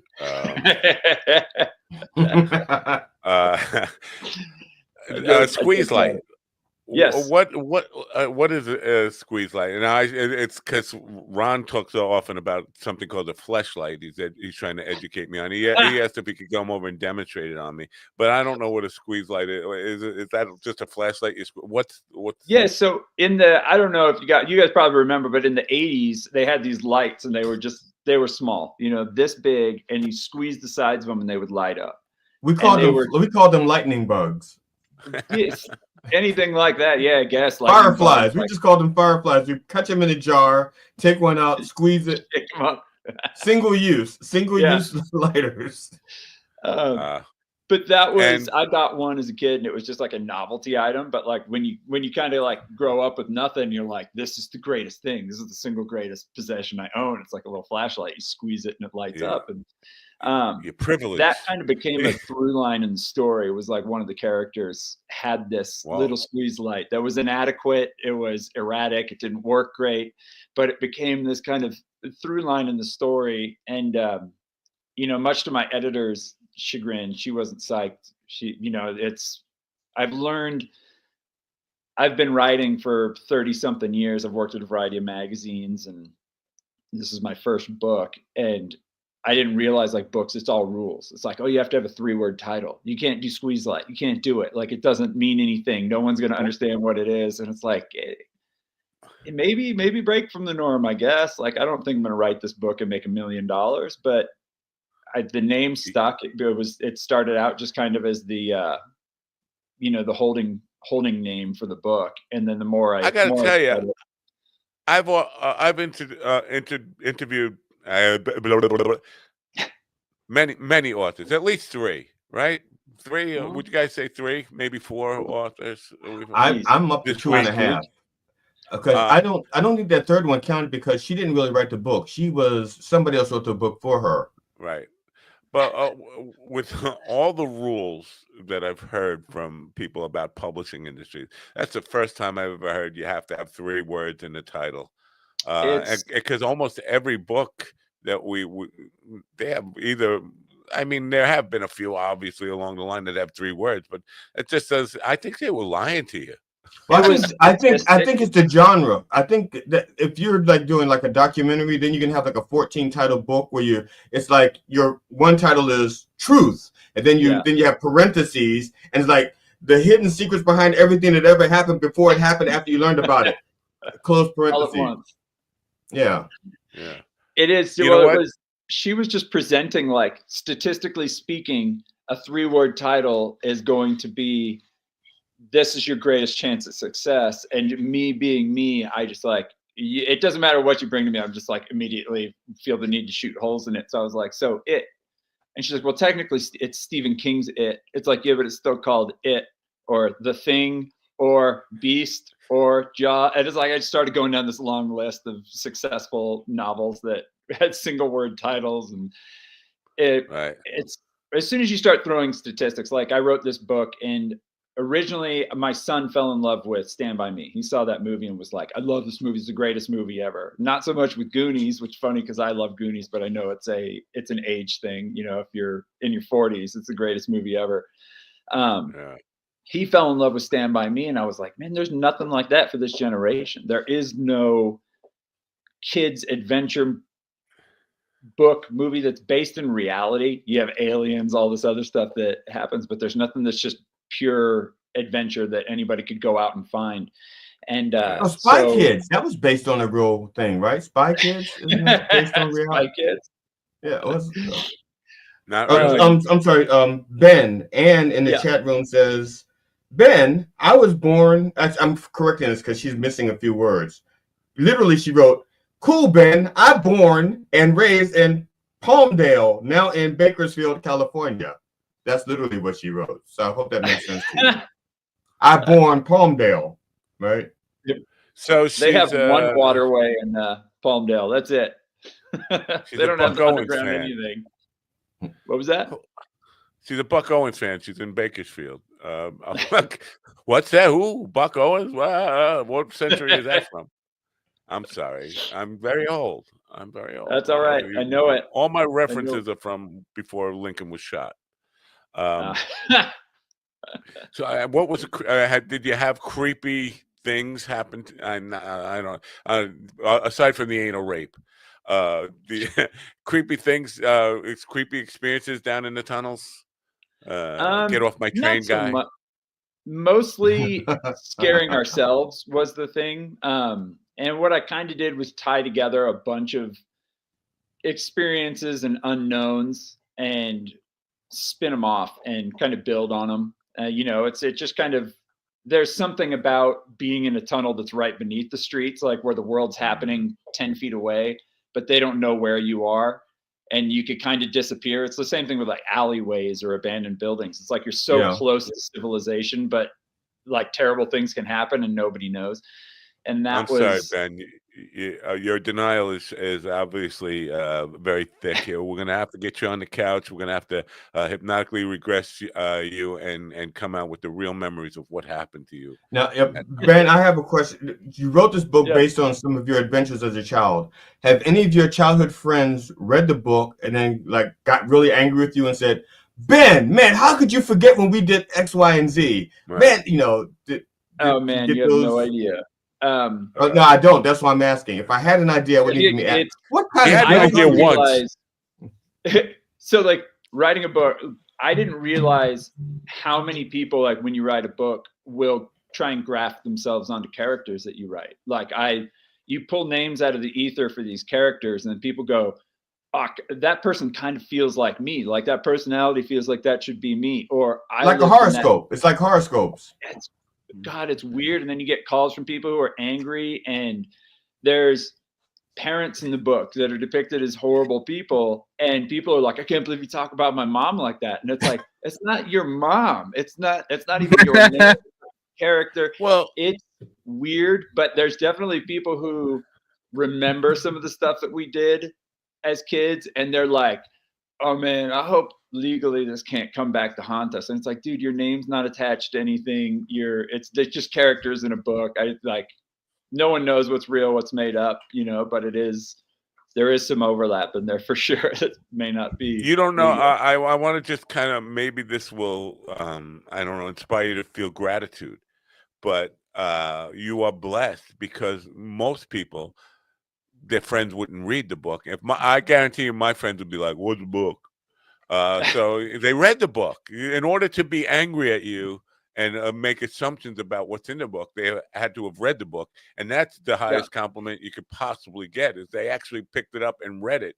In today's age especially, that's a very uncommon thing. So especially like when I wrote the book, that was another one of the rules that kind of got laid out, was like, hey, your book is targeted at 14-year-olds. We'll just kind of put it in middle ground. Like 14-year-olds, you need to be 350 pages or less, or they're not going to read it. And of course, so then I immediately bring up like Harry Potter. And, I was going to say next. So then you went to like, okay, I'm going to do 9 volumes then. Well, so I wrote the book, and my whole thing is like, if I'm writing, I'm just going to keep writing, and then I'll go back and delete what doesn't make sense. So originally this book was like 800 pages, and by the time I was done, I whittled it down to 5. And even then, everybody's going, "It's too long, it's too long, it's too long." But then people are calling me and being like, "Hey, man, I sat down to read the book and I finished it 2 days later," because you just like, they're like, "I recognize places, or I recognize characters, or like the personality of this person is just, they get immersed in it." And I'm psyched because like I said, I used to work at BMX Plus magazine. I worked there for 16 years at a BMX magazine. Rolled right out of that into an off-road magazine, and did that for almost a decade, and everything is rules, like rules. You can say this, you can't say that, you can't depict this, you can't reference that. How do you keep people reading when people don't want to read? They just want to look at the pictures. And, when all that was done, I was like, man, I just want to try and write something that doesn't have rules and see what I can get away with, see what I can say, how much fun I can have with it. And, I'm psyched that people have read the book. Everybody asks, like, what's a victory? Like, you wrote this book, what do you consider a victory? And I said, if people read it and honestly go, hey, I enjoyed it. That's a win for me, because writing a book isn't free. It's expensive, and paying editors and all that to make it happen. But it's like, great. People are interested in what I wrote, and that's kind of a cool, pat on the back. Absolutely. Now, Ben, I have a question. Wait. Go ahead. I think I outrank you. Yes, just by a little. I'm General Mike. I'm sorry if he's still listening. I won't reference your rank anymore. You mentioned in there. I don't know if you meant that it's the demographic for the book is 14-year-olds, but it's about 14-year-olds. But when I have not read the book yet. You got to buy the book. But when I'm thinking about the book, my thoughts on it is kind of reminiscent of a Stand By Me, which is about 14-year-olds, 13, 14-year-olds, but it's meant for people in their 30s and 40s reading the book to kind of get nostalgic about it. So it's a demographic more for millennials or for teenagers. My idea when I wrote the book was, this is going to resonate with teenagers. It's even though it takes place in the 90s, takes place in summer of 1994. All the music that's referenced in it, everything is based in the 90s. And so in my head, this is going to be kind of a throwback piece for teenagers. And all of the feedback I've gotten, all the reviews, positive feedback, everything has been from people in their 40s. And then they have their kids read it because they're psyched. Right. And I'm like, oh, that went backwards. That's not what I thought was going to happen. But in hindsight, it is, it is a time capsule from the 90s, and it hits a variety of things. Like I was saying, I just pulled from all my background, like BMX, music. I played in a lot of punk bands and stuff growing up and toured. And so all that music, all those people, all those experiences, I tried to wrap it all into this one book. And it seems to grab people from different places and different experiences. And like I said, that 40-something crowd really enjoys it. And it's like, oh, great. I thought most of the people I know my age they've grown up, gotten a little uptight. They've become my parents kind of thing. And, come to find out, it's like, oh, everybody is like a little bit childish at heart, whether or not they, want to admit it. Everybody's got that inkling of, oh yeah, when we were kids, we used to do, and it brings it back for them. So. Yeah. Private First Class, Stephen Sitcom Ortiz has a question for you, but he forgot what yes, sir. I signed up to mention. So you said you worked for some magazines, right? So were you a fan of like Big Brother magazine growing up? So Big Brother and Maxim. So I worked at BMX Plus magazine, which was growing up I had every single issue. I lived and died BMX, and getting the opportunity to work there was great. But I realized its demographic was 13 and under and 30 and over. We missed that middle demographic. So everything had to appeal to kids and be appropriate for kids, but also be something that older people would want to read. So I called it like the Finding Nemo method of writing, where you have to make jokes that hit on both sides of the fence. So that's how I kind of kept my sanity writing for them forever. But I would read stuff like Big Brother and go, oh man, this is crazy cutting edge. The photography in Big Brother was off the charts, like skateboard photography with the multiple off-camera flashes. And we pulled so much from that. But then like Maxim magazine, I would read that. And I don't know if you guys ever read Maxim or stuff, but you would read those magazines and they would have these little clips and little side blurbs, and you would read those and it'd be like, this is the funniest thing I've ever read, and it's a throwaway over here on the sidebar, or there's some like weird encrypted copy in here that's hilarious, but you have to read everything. And I was like, oh, you can draw people into reading everything. They feel like they need to read every word because there's cool stuff hidden in here that they got to come and find.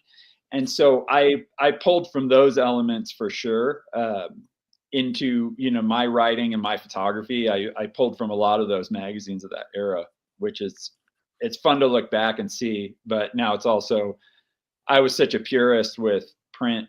I loved magazines. I loved having photos in there. It felt like your opinion mattered because this is a barrier to entry, whereas on the internet, anybody can have like an online magazine and say whatever they want and lie through their teeth, and there's no accountability because they can just shut it down and start over the next day. Whereas the print world was kind of barrier to entry. You had to have a team behind you to get started to make it happen.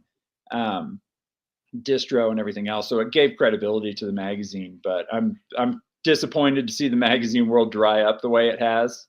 But I know there's nothing you can do. I used to enjoy getting like different magazines for my interests, you know, like UFO magazines. I would get, you know, I'd get space magazines. I would get, you know, I love skateboarding, so I'd get Big Brother. I would get, you know, all of that.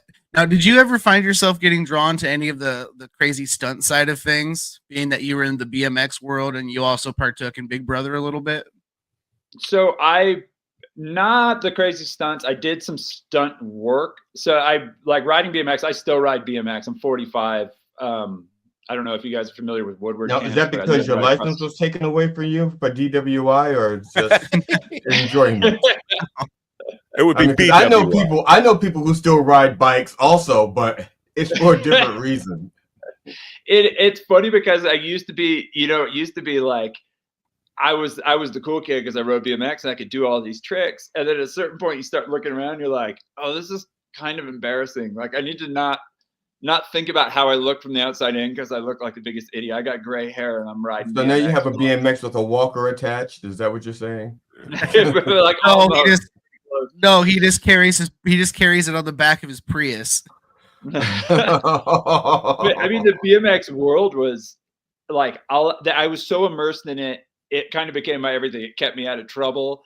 I like, if it came down to it, like, hey man, you want to we're going to a party tonight, like bring some beer. It's like, I can't, cause I got to buy tires for my bike. Like I was so one track minded, and it grew to, you know, I traveled the world shooting photos, going, you know, traveling with Red Bull and all these teams and, you know, documenting road trips and doing interviews. And so you were on the more legit professional side of things. Like it was, but I always rode, and it was interesting because you'd go places and people are like, oh yeah, but you're the photographer. It's like, yeah, but I'm only a photographer because everything's happening. But as soon as all that's done and I'm done working, like I want to ride my bike. And I mean, it was great, you know, riding with guys like Matt Hoffman and Dave Mira and Ryan Nyquist, all those guys. I was just going to mention those guys because they crossed over a lot into things like Jackass and things like that. That's why I was curious, because you'd see those guys cross over quite a bit. So that's pretty cool. It was interesting. And then, you know, it's like stunt work, like living in Hollywood. That's why everybody says, like, when you live in LA and you're Hollywood, you know, everyone's like, oh man, you got to be in the movies. It's like, well, I mean, you kind of could if you put in half an effort. You could get stunt work or extra work just living there and being proximal to it. Everybody's trying to pull people in. So I got to do some stunt work doing bike stuff, which was fun. But I have friends who moved on. That's all they do now is stunt work in Hollywood. You know, so I was a stuntman in the pornography industry. You know, yeah, right. They pull the main actor out, and then, all right, cum shot time, and I would take the hit. It'd be the stand-in. Very risky business. How long has the book been out? It's been out coming on about 4 months now. Like officially out in print and everything. It was available a little earlier than that online, but I don't know how many people read books. Being out there in the hub, and people will talk about how the film industry has changed so much, and it's not all LA now, but still, LA and Hollywood is the capital of the film industry still today. Any thoughts about pitching? Because Stand By Me was extremely successful and it's just it's not creepy or it's not a thriller or any of that stuff. You guys want to see a dead body, but it is a coming of age book, and I think there is a lot of, I don't know, interest in a movie like that. And this sounds like it's right up that alley, that it would appeal to the people who actually have the money to take their kids out to go see a cool movie. Like, so pitching this to the movie, well, have you given that any thought, consideration, and how to do that? I have, and I was fortunate enough to be able to, as I was writing the book, I kind of write the book as if I think that's why it's so long, is because I write it as if I'm watching a movie essentially in my head. And so I've had a few people read it who do scripts and do screenplays. And they all said, they're like, this is most of the way there. We could do it. The 90s are really popular right now. So it's being pitched to various movie houses as we speak. They're putting together kind of hey, sorry, I got to kill my dogs. I thought that's my dog. So they're pitching it, which would be really cool. I don't have insanely high hopes, just because being realistic, but at the same time, everyone tells you it's like, well, there's so many I don't think it's like insanely high hopes. Hollywood, as I mentioned, it's still the film capital of the world, but it seemed like they're out of ideas. And this really, I mean, if you think about them just from the music licensing perspective and all this stuff, and the music you can include in this stuff that would get people juiced about, 90s is big right now, as you mentioned. So I don't think it's a long shot. I think with the right pitch, here's the deal. I think, I bet if you gave it that Lords of Dogtown feel, it would be cool.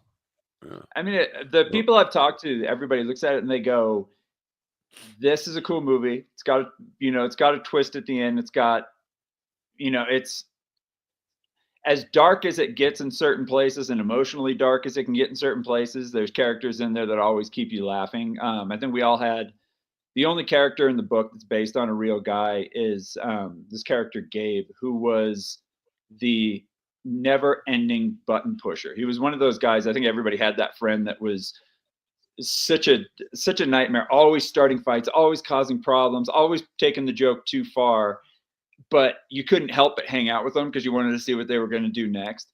He was that guy, and everybody, when they read the book, they go, oh man, that character is cool, but he's a little over the top. He's the only one that feels not believable. And it's funny because like, that's the only character that if you knew that guy, and everybody who knew that guy, that was 100% him. Like, that was everything pulled from who he really was. And then so you knew Ron King growing up, basically, was what you're saying. What was that? You knew Ron growing up, that he based it on him. He just walked away because he's trying to rename. He's embarrassed. He got bashful. GD, move over. I can't see what you're holding that sign over there. What do you? Oh no! The funny thing is, I was thinking behind yourself. You were beside yourself, behind yourself. Your background. Yeah. Oh, the background. Yeah, it's screwed up because I was reminded of when I was a kid. BMX didn't mean the same thing to me as it meant to you guys. BMX meant Black Man Crossing, and and I was trying to find that picture, but the BMX sign has been cropped out, so I'm trying to figure out how to recrop it. It is interesting. Like, the BMX background is so funny because everywhere I go and everybody I've met is there's the weird tie. Everybody's like, oh yeah, I used to ride BMX, or I used to have a mongoose, and it's an interesting tie-in with like everybody I talk to. It's kind of a fun thing to have in your holster, your bag of tricks to be able to strike up conversation. Yeah. I remember when that was, every kid was asking their parents for a mongoose, and that's how old I am. I mean, we all, what is this mongoose these kids want? I think my generation was the last generation that really was asking for a particular type of bicycle.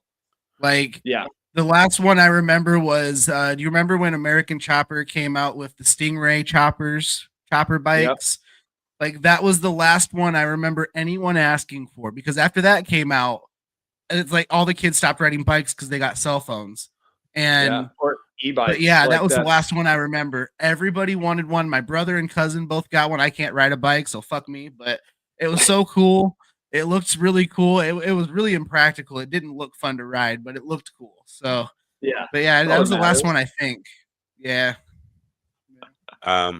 So Ben, now that you've crossed the gone from writing from magazines to novels, is this going to be your life from now? You're going to be a novelist for the rest of your life? I don't think anybody's ever a novelist full-time for anything. You know, I work at a bike shop. I do construction. I do odd jobs. I shoot photographs still. I kind of do everything to allow myself to get up at, 4:45 in the morning and write for an hour every day before I go to work. And it's just nice to be able to keep writing because I enjoy writing. That's the thing. It's like I enjoy being able to take the ideas and all these thoughts and personalities that I have in my head and put them on paper. And if it if it comes together, it's cool. I don't ever feel under the gun to have to write. I don't feel like I have to sit down and write because somebody's going, hey man, you got a deadline, you got to get this done. Because I spent my whole life with that. I spent my whole life doing 100 pages of editorial every single month and trying to make it interesting. And I get it. Believe me. And good for you that good for you that you do other things besides this. But I wasn't thinking in terms of as a necessity to survive off of the writing, because in today's publishing world, it's more competitive than stand-up comedy, which is a statement. But just the bug, the addiction to the process. And because I talked about yesterday was a very productive day for me. I was painting, I was building websites, I was doing all this kind of stuff, and I felt in my zone. And even though at the end of the day there was nothing monetarily to show for my work of that day, I felt really fulfilling. And so that's what I was getting at. Fulfilled is like the best way. It's not satisfied. It's not anything. It's just fulfilled. And that's kind of why I realize everything I do is like working on bikes. I could take a piece of junk and at the end of the day, I spend a bunch of time and it works awesome. Or I spent a day remodeling a guy's house and it looks completely different than the way I started. It's beginning, middle, and end. And that's, that was writing a book. It was like, it felt like an impossibility. It was something I started and said, I'll probably never finish this, but you commit to that time every day. And then 2 years later, all of a sudden you're holding a 500-page book with your name on it. And it's, that part is mind blowing, but it's satisfied. It's like you said, it's the satisfaction of that beginning, middle, end. And in a world of everything that's now, you got to have it. Everything's immediate gratification. Making yourself do it because there's that satisfaction of completing something at the end, I think is really important. Regardless of what comes of it. That's I just know how frustrating the publishing industry can be right now. Books there, because again, it's so highly competitive, and getting it seen enough for people to be interested in it is a challenge in itself. So, but the process is what really is what it's all about. I have a friend who has been a songwriter his whole life, and he said to me that, why even bother? I know I can't go viral with this. Nobody's interested in I was like, if that's the reason you ever did it, no wonder you weren't more successful than you wanted to be, because that should never be the reason you do it. The reason you do it is because you're compelled to go through the process. If people enjoy it enough to celebrate it and make it popular, that's a extra bonus, but you have to be in it for the love of the craft and the process. So and you have to be able to go, I created something that's like, I see it so much in music. I did music for so long and I love music, and I'll see bands and musicians where it's like, this is everything. This is a great song, great performance. You have everything, but it doesn't work. And that's something you have to accept too, is sometimes you can create something that's awesome and people just don't recognize it for what it is, or just not enough people recognize it for what it is. And then the band gets frustrated and breaks up, or gets found 20 years after, after their prime, and then everybody wants them to come back and do something, but they've all moved on with their lives. And it's a interesting dynamic to see. But that's why I always approach everything like in music. You go, hey, I just got to make the best thing I can make. And then I listen to it and go, wow, I made that. That was really cool. We composed something, good enough that we could go tour and people would come and see us. And that's success. You have to take all those markers as success, because it's not always going to be, everybody wants to go viral instantly for something that they did. I don't know what my strategy is, to start a podcast and end it every day with every show with a original composition, just to beat people over the head with it until they finally say, all right, I'll blow fucking down. Ron took him out. Oh, did he take himself out, or when you guys pushed him out? What happened? No, I don't know. I'm just about to ask what happened, but can we bring him back in? He's there, right? Oh, there he is. No, just give me a few minutes. I'll be back. Oh, all right. Oh, okay. I don't know what he's doing. I see what he's doing. We know what he's doing. Oh, come on. Wow, look at We're the talking eyes about rolling. Boy Scouts. We know what he's doing. He's having reminiscent moments. Look, the eyes are rolling back in his head. He's speaking of I think all the talk about magazines got him back on to we. Now, Ben, I have one last bike question for you. You said you work at a bike shop. Do people ever bring in upside down bikes? No, we never get in Park City. It's people bring in bikes that are like so stupidly expensive, and like a high-end BMX shop. We don't even do BMX. We just do like e-bikes. We sell, we work on everything, but we sell e-bikes that, $16,000 that people will come in and buy on an impulse because they were charging their Tesla outside and they came in to just peek at things. It's a weird market, but I mean, it's gotcha. I was just gotcha. I was just curious because one last bike story I have. When I was 13, my buddy and I would routinely find bikes in the trash, right? And we were both poor, so we were like, hey, let's see what we can do with these. So we brought them back to the house, and we only had enough parts to put them together, but they didn't fit quite right, and we flipped the frame upside down. And I was like, look, everything fits, but it doesn't work right. And he's like, I got some ideas. We taught ourselves to weld. We built an extension for the seat. We built ape hanger bars. And we built these upside down bikes, and they looked ridiculous, but they were we ended up building 100 of them and selling them at like $30 a piece. And they were the coolest, dumbest thing ever. And everybody wanted one in the neighborhood.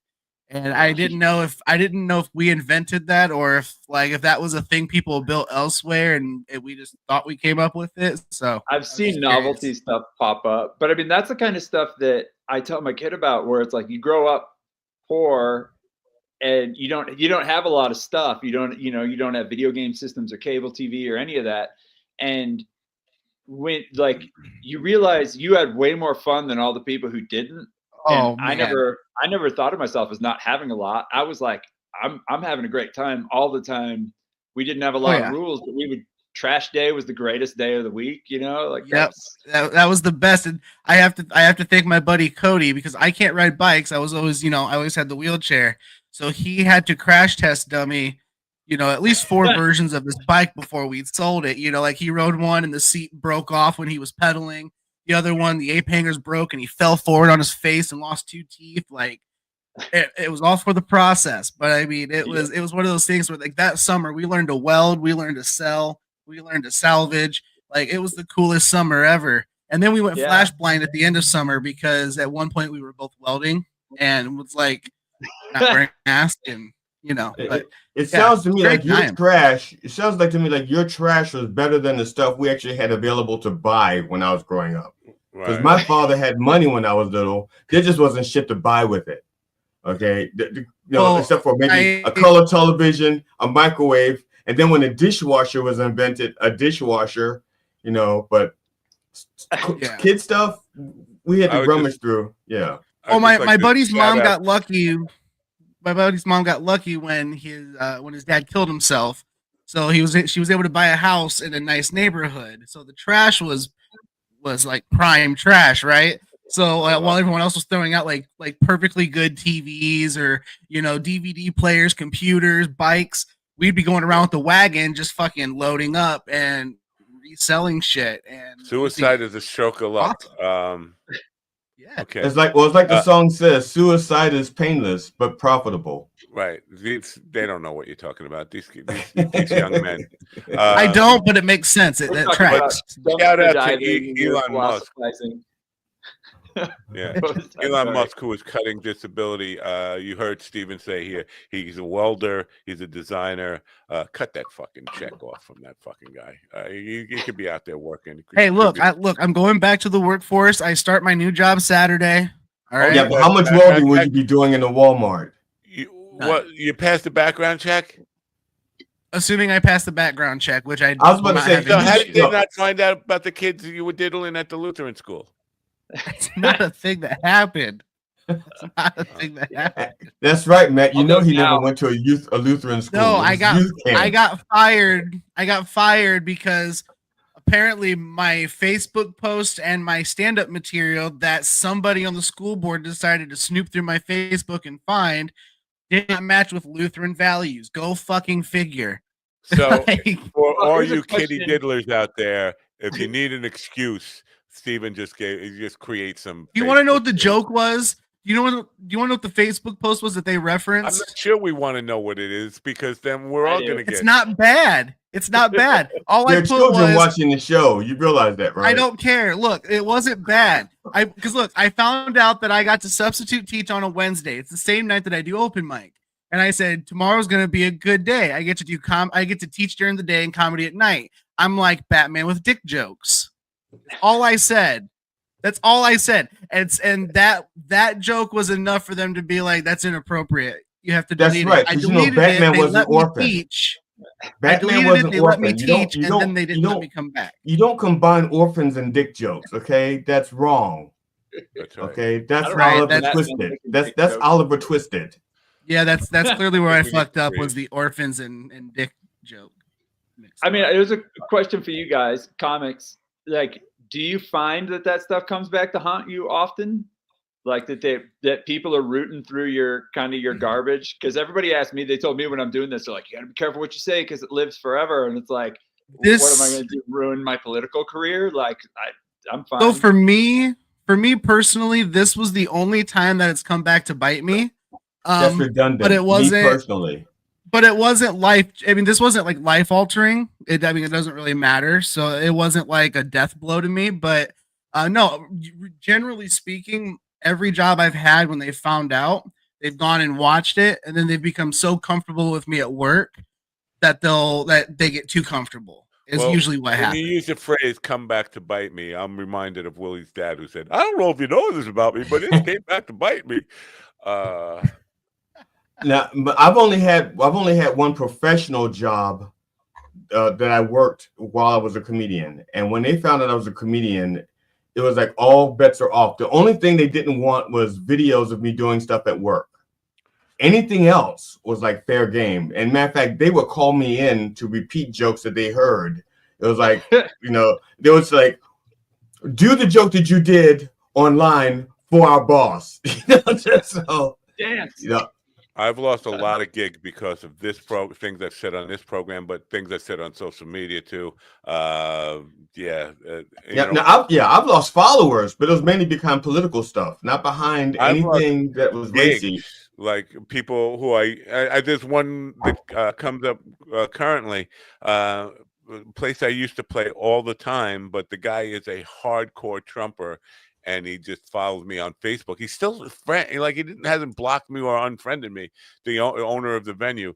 But he won't hire me ever again. Doesn't have anything to do with me. But he still follows me just to get mad at me, I guess. But yeah, so yeah, things that you know what, you have to be careful when you're right. Like, yeah, he follows you just to torture himself. Like that's kind of a win, isn't it? Yeah. I guess. Now, I don't want to put your business out there, Ron, but like Ron is in the middle of going through job interviews. And so he would be like a great one to answer the question. Is that like he's ever gone to an interview and they said, we'd like to hire you, but that tasty stuff, That's a deal breaker. Is this right? We heard no, I haven't. The only time I've really, the only time I encountered it is when I had one interview, and the guy that was the final interview, like the HR guy, he recognized me because he had actually been to a couple of my shows. So he was like, "Oh yeah, I like your comedy and stuff like that." I figured that's why they didn't hire me, because they know some of the stuff I talk about. But then, he said he liked your comedy. We like your comedy, but not here. Yeah, but also like during the interview, because it was like a part of the maintenance department, and I just kept getting like this weird thing. It's like, oh, we like to kind of joke around back here and things like it's like, what are you talking about? So the entire interview, like when I was going back through there, felt like a test. Like, is this guy going to be a cool guy and not rat us out when we're saying our shit? Oh yeah, when I had for the AT&T interview, when I had the phone interview, they asked what I do for fun, and I'm like, well, I do comedy on the side, and then I usually follow that up, at some point with, I love comedy, but I don't try my material at work, but it does translate to my people skills and how I interact with people. I like to have fun with people, in a productive way, and that usually pans out. And then I had the Zoom interview, and the Zoom interviewer was like, "Hey, I heard you did comedy, so I looked you up." And I was like, my stomach dropped. I was like, "Oh," and I kind of answered like that. And she goes, "You are effing hilarious." And I was like, "Oh, thanks." And then by the end of the interview, I was like, "Okay, cool, everything was great." And I did not expect to hear back. But then, like 5 minutes later, I got a call from the store, and they're like, "Cool, can you come in for an in-person interview?" And now I'm nervous that that's going to be some sort of test, because I've had a similar experience where they kind of were dropping hints that they knew I did comedy when I never mentioned it, or if I just briefly mentioned it. I'm going to tell you what happened. You want to know what happened? Oh, maybe somebody sent them Landau's bit, and they said, "Well, this kid, he's a fucking thief." Okay, he's a fucking thief. You son of a bitch. You know what? Listen, can we just go back to calling me a pedophile? Because I'm not a joke thief. All right. I'd rather be called a pedophile than a joke thief. Okay, wow. I'm not a joke thief. Come on now. The name Don't of the hurt book my craft like that. It's Squeeze Light, and for some reason I have a tagline here: "Light Street, Darkness Awaits." 4 words. Now you're complicating things. So it's like it was supposed to be 3. Now we got like 6. Whatever. As a matter of fact, initially they told him he could only use 3 words inside the book. So yeah, but who's counting? Anyway, the link to where you can buy it on Amazon is in the description. Make it easy for people on Rumble. Guest has been Ben Crockett, who does not like Davy Crockett jokes. I could tell. Because who would? If your name was Crockett, you wouldn't appreciate people keeping talking about Davy. Even though Davy Crockett was a friggin' hero. He was, I think it's great. I love it. My son, nobody. I'm like, dude, do people do the Davy Crockett jokes at school? And he's like, no, why? Like, he doesn't get it. What about Tubbs and Crockett? Or did your son not have a black friend? If your son had a black friend, he'd be saying Tubbs and Crockett. Oh yeah. See, he doesn't get that either. Everything's all the references are too old for him, and so he doesn't. Where did you raise your son? My God, in a barn? He knows, but his friends don't. That's the whole thing. Like nobody like go to school and drop the name Fess Parker and see how many ears perk up. Like nobody. Is that Jessica Parker's father? So I wonder if we could all just get together and just say this. You got to buy the book. You got to buy the book. You got to buy the book. Amazon.com. The link is in the description. Ben Crockett has been our guest, and he's been a great guest and put up with a lot of bullshit and nonsense from the crew. We appreciate you being here. Good luck with the book, and you're welcome back anytime if you're for any reason. If you want to just come back and talk about this book some more, or if you write something else that you want to let people know about, you're welcome here anytime. Thank you for being here. Well, if you need a battery for your Squeeze Light. Yeah. Thanks for getting up early and being part of the show. Thanks for having me. I appreciate it. Have a great day. Bye for now. You too. Ben Crockett, folks. Say goodbye to Brent. Now, do you want to do showbiz? We got some time here. Do you want to do it? Yeah, why not? Why not? Yeah, why not? Right. Why not? Let me play the intro music because I know everybody's excited to hear the intro music. Are you not? This could be my last week on. Wait. And now, bringing you the latest in entertainment news from Hollywood, New York, and East Bumfuck, Montana. Here's our chief entertainment correspondent, Ron Kane. Ladies and gentlemen, it's showbiz. We can't be losing Steve. We need a pedophile joke thief to replace him. Son of a bitch. Eat at Minucci's, everybody. It is Thirsty Tuesday, so come on down and see what Minucci's has to offer. It's kind of dark. Is that somebody wearing a I don't know. It's like sunglasses. It looks like a penis. What is? I said, to me, it looks like a bad alien from a 1960s sci-fi movie.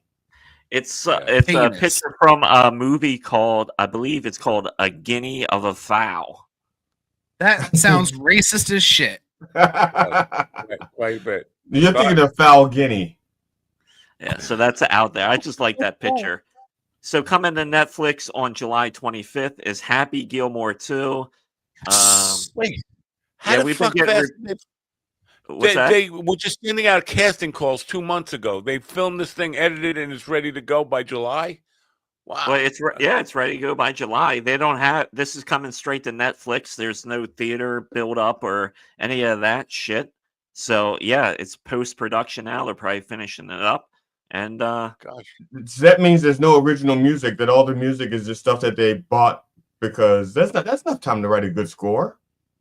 Yeah. No, there's he's got to churn it out. So that's coming July 25th. Everybody on Netflix.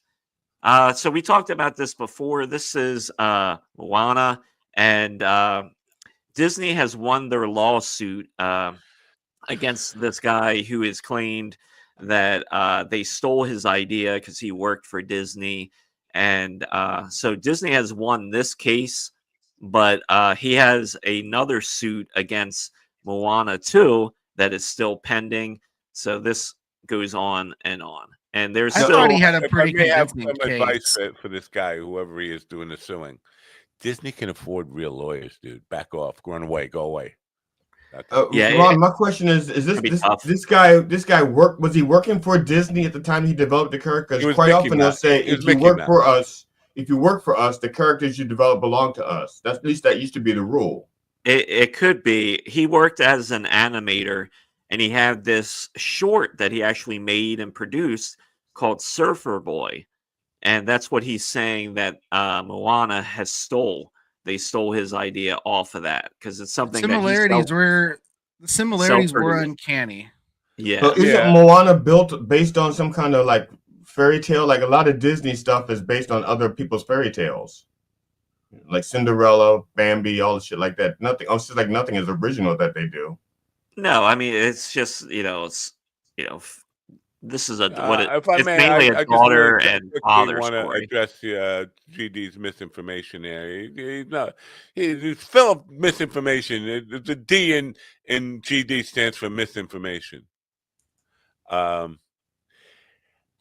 A work for hire is only a part of the rule if the work that you created was part of your job role. So if this guy was a janitor for Disney, or even I was asking. That wasn't me giving information. I was asking a question. Slightly different. All right. I didn't state it as fact. I was asking, and I said a lot of places do that. Fine. All right. So this is comedy news. Kill Tony is coming to Netflix. They're going to do 3 episodes of Kill Tony that will appear on Netflix starting, I believe, April 7th. The first one drops. Then Tony Hinchcliffe is getting a comedy special out of this deal. So it's 3 Kill Tonys and 1 Tony Hinchcliffe. I knew this was coming. On his cock. I knew once they had that one Kill Tony special on there. The stadium thing that I knew this was gonna happen. This is gonna test the waters because I'm sure they have to be a little tighter than they are generally on YouTube. So because they have I don't think so, because the first one has been filmed, and it was filmed at the mothership. So I think they're just going to keep it the same, and they're going to tell you this is a live program, anything can happen. More money for Rogan, right? If it's already been filmed and it's not truly live, like their show generally is. Yeah, they're not gonna hold back though on anything. I see. If you look at their free YouTube show, right? The Kill Tony general episodes are edited and they are mildly censored. When I say mildly, it's very mildly. They do cut some things out. So that's what I'm wondering, if it's going to be similar to that, it should be fine. If it's going to be like a normal episode. But I just wonder where they're going to draw the line at, just because I know that they, generally speaking though, they do have a say what you want, policy. Yeah. Yeah, it will be interesting to see how it plays out. Yeah, because I mean, he's got a good following online and things like that, obviously. But I don't know. I almost feel too this is like the American Idol moment for this show. Like this is kind of like the apex for it. Yeah, this does feel like it is, especially how it's caught fire. It does very much feel like the American Idol buzz. Oh, I gotta get to Austin. I gotta try out. I gotta get on the show. Like it's become a destination thing. It's now to the general public, when they hear a comedian, they think, oh, well, have you done Kill Tony? To the general public. That's what it's become. And do they say no, but I've done funny stuff? Did they say no, but I've done funny stuff? Yeah. Right? It started at the Comedy Store in L.A. and now it's the mothership. I'm just wondering how because it's more money. These people, I don't begrudge people for money they make, but when they just try to monetize every fucking thing they do in their life, it becomes less like the love of money is the root of all evil, man. You're obsessed with it. Go ahead.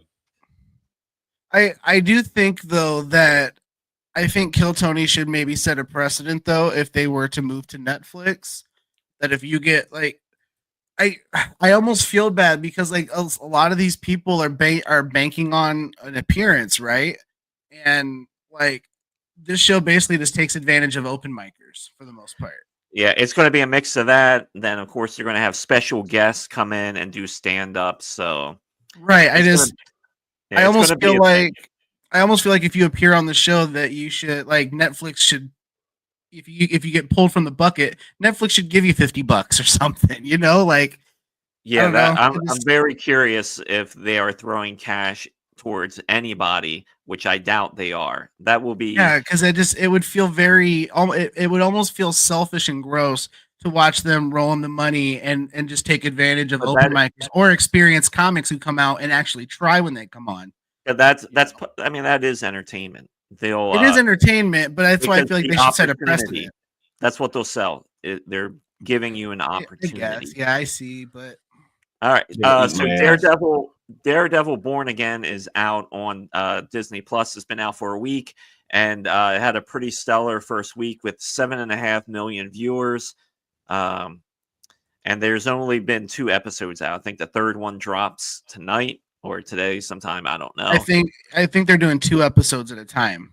Yeah, maybe. If I could just really, really quickly comment on just the absurdity of, because to me, $7.5 million viewers in a week is fucking tremendous. If I ever got that, I think I'd come in my pants right now. But when you consider that there are podcasts that get 12 million 3 times a week, 12 million viewers 3 times a week, and this is considered a successful TV movie, whatever it is, it's just so weird how the world is turned upside down. Podcasts that do double those numbers 3 times a week. I average 1 to 3 million every time I'm live on Twitter. Yeah. I mean, X or whatever Daddy Musk tells me to call it. I think the slight, I'm just throwing this out there because believe me, I'm not very knowledgeable in this field. But if you watch, what's it like the guy he does the impression of, Alex Jones, You may watch that once and that's it. But Daredevil, like I've watched the first 2 episodes, they were really good. I will watch them again. Okay? I've watched them 4 times. So, but those numbers get counted in the 7.5 million viewers. But that's it the first week. I'm just talking about like, so it'll be like it'll keep growing and people it's going to grow. I mean, by the time it's all over with, it's just going to be fair point. And there's a lot of viewers who, like me, when the new episodes come out, I'll go back and watch the old episodes again. Yes, and that's the other thing. They'll go back and watch like the Defenders stuff, the old Daredevil and the Defenders and Luke Cage and stuff like that. All right, move along. I got a superhero boner right now. And I just want to say, like with podcasting, how many people are actually really listening and just have it on in the background? That's you know what? Yeah. That's me a lot of the time. Like I'll put on, sometimes I'll even put on 2 Bears, 1 Cave just for sound. Yeah, because honestly, if you're going to put on like a video podcast, it makes sense that you would just be more passive about it. You could people would put that on so they don't have to put a TV show on in the background, so they can actually pay attention to the TV show and not the podcast. Okay, I just want to put this out there. Guys, people out there, if you're just turning shit on for the sound and you don't really care what it is, put my old comedy shows on so I can get some more views. If you're not going to listen any fucking way, if you're not going to listen anyway, it doesn't matter if I'm funny. Just put them on so I can get the views. Fuck. So this is The White Lotus, Season 3, Episode 4, which just premiered this past week, garnered 3.4 million viewers. So White Lotus is having a good run as well. The first 2 seasons were pretty good, and I haven't checked out the 3rd season yet. I'm gonna wait till it. If I could just so Ron, are you going to actually book your next vacation at the White Lotus for $10,000 a night so you can have the experience of a dead body in your hotel room? Hell yeah! What it's about? I can't believe this black lady's pulling Alex Jones numbers. It's ridiculous. In case people weren't paying attention there, though, I just want to say, based on the picture that was just up, the term White Lotus might be a little misleading. No, you didn't see her flower parts. Okay, once she just robes, whatever. Well, you can watch this then. This is Jeff Bezos, and now The Apprentice is on Prime. Notice how all this works out. Yeah, so if you want to watch old episodes of The Apprentice, Jeff Bezos is still laughing all the way to the bank. And if you can't see that he's such a simp now for Trump, it's embarrassing. Actually. This is just money. This is ways of them to launder money toward Trump. So they can, it's like laundering money and giving it to Trump, putting The Apprentice back on, buying Melania's story for $40 million. This is just a fucking bribe. It's a fucking bribe. Absolutely. Yeah. What he says. Fuck. Speaking a lot of this is stream. This is Meghan Markle. Talk about streamers' remorse. Netflix is not very happy with her current cooking show, and they've already filmed the 2nd season and announced the 2nd season, but it hasn't been good. People are like, she's an empty soul, basically, on a television screen. Is a nice way of putting it. Touching my food, you royalty bitch. Put some gloves on. You got a dirty little, cummy little English hand. Oh, it's not English. Whatever. Cummy little English hands. That we need that as a T-shirt, please. Hey, hold on. But I have a joke. I have a joke. Cake with your cummy little English hands. That's all I'm saying. Exactly. I have a joke though. If we make that a shirt, I also want a shirt that says "Cummy little tire tracks." All right. We can move on. Tomorrow night, Everybody's Live with John Mulaney appears on Netflix at 10 o'clock. It's going to be a live show. They're doing 3 months worth of episodes starting tomorrow. So the live talk show format is kind of back with John Mulaney. And he did this during Netflix's A Joke Festival last year. It wielded some strange results and funny results. So I'm curious to see how this is going to be.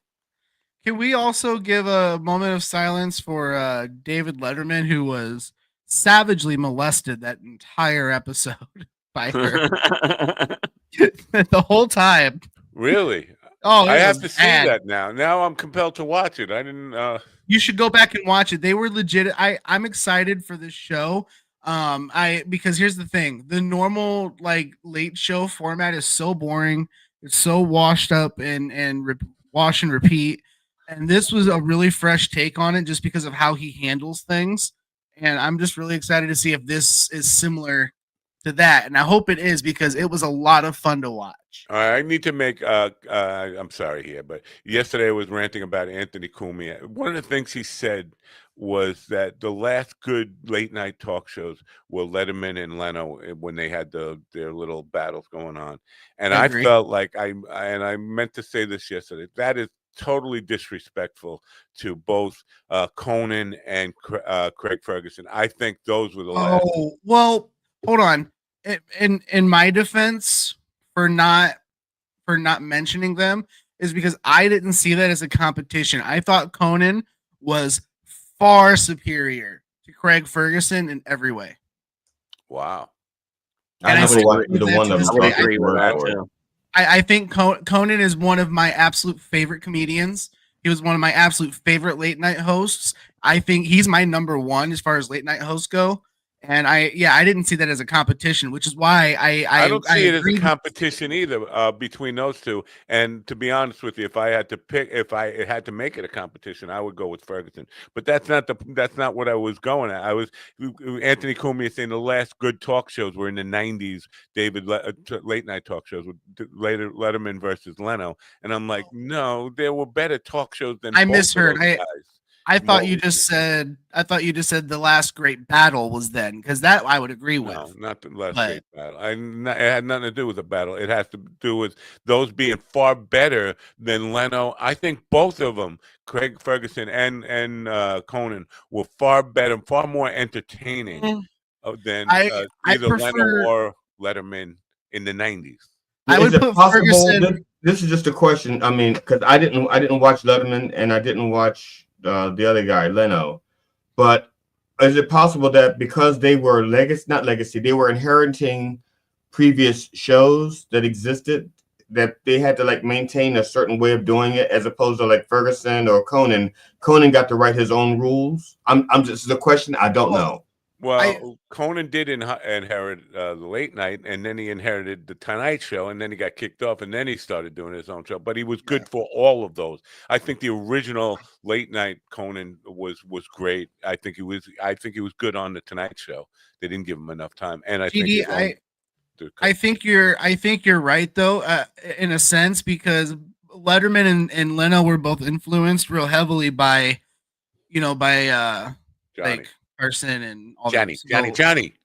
All right, so I think because Cumia put that out there, and I meant to kind of address it because I think that's just short. That's the old man yelling at the cloud. Things were better in my day. No. Welcome to Boomer Corner, the only corner that you can get stuck in. All right. Matt just earned another 2 cents. Matt just earned another 2 cents in royalties. This is The Accountant. The Accountant 2 is coming out April 25th. This is a sequel to Ben Affleck's first one called The Accountant, which actually was not a bad movie. It's about a guy who's got autism, who's a forensic accountant and hitman. It's acoustic as shit. Yeah, it has kind of The Accountant, at least in my memory, it had kind of like that Ozone feel where a guy was getting sucked into the dark underground of criminal activity that he didn't really sign up for. That's no, because in this movie he 100% signed up for it. He's a hitman. He's a former soldier and shit like that. Yeah, like he's a hitman. He's also super acoustic and good with math. So acoustic, he's an accountant by day. Acoustic, you say? That's so. Instead of saying autistic and retarded, I say acoustic and restarted. Okay. When did you start doing that? Because just earlier today you were calling people retarded. 13 seconds ago. Yeah, just earlier today you were calling people retarded. Now you're saying general public. Stop it! You got caught with your pants down. I think Landau must have done this in the last 5 minutes. I haven't even watched it. I'm a slightly amplified, characterized version of myself on this show, and I'm okay with it. In general public, I try not to offend nearly as. This is public. You think we're only? You think it's only being shown in private? This is public. No. This is probably more public than you on stage. All your material. This is a performance. I don't have any control over the kid. Butter me with Crisco and call me a mule. Oh, Ron, I saw wish something I would last say night that made me Shirley. think of you. God bless America. Anyway, back to you, Ron. No, Ron, I was watching. Ron, just want to mention this real quick. I was watching a documentary on Dick Gregory, and there was a bunch of black kids helping out doing charity work, and they were unloading boxes of Crisco in the black neighborhoods to help out the poor people. And I thought about you, damn it. I wanted to call you then. I forgot. Sorry, go ahead. So this is Chet Hanks. He's in a new series on Netflix called Running Point, which I have watched with Kate Hudson as the star. It's actually not bad. He's one of the stars of it, or co-stars, and for being Tom Hanks's annoying son, he's actually pretty decent in this show. So if you haven't checked it out, Running Point is a pretty good Netflix show. It's a comedy as well. What's really important is Kate Hudson still a hottie? That's all I care about. Yeah, she looks a little more like her mom now.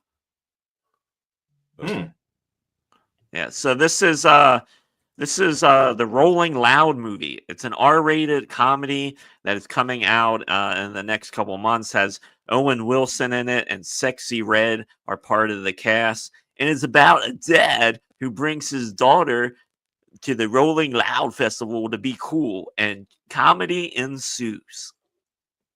Okay, is his daughter Red, and is the parent Owen Wilson?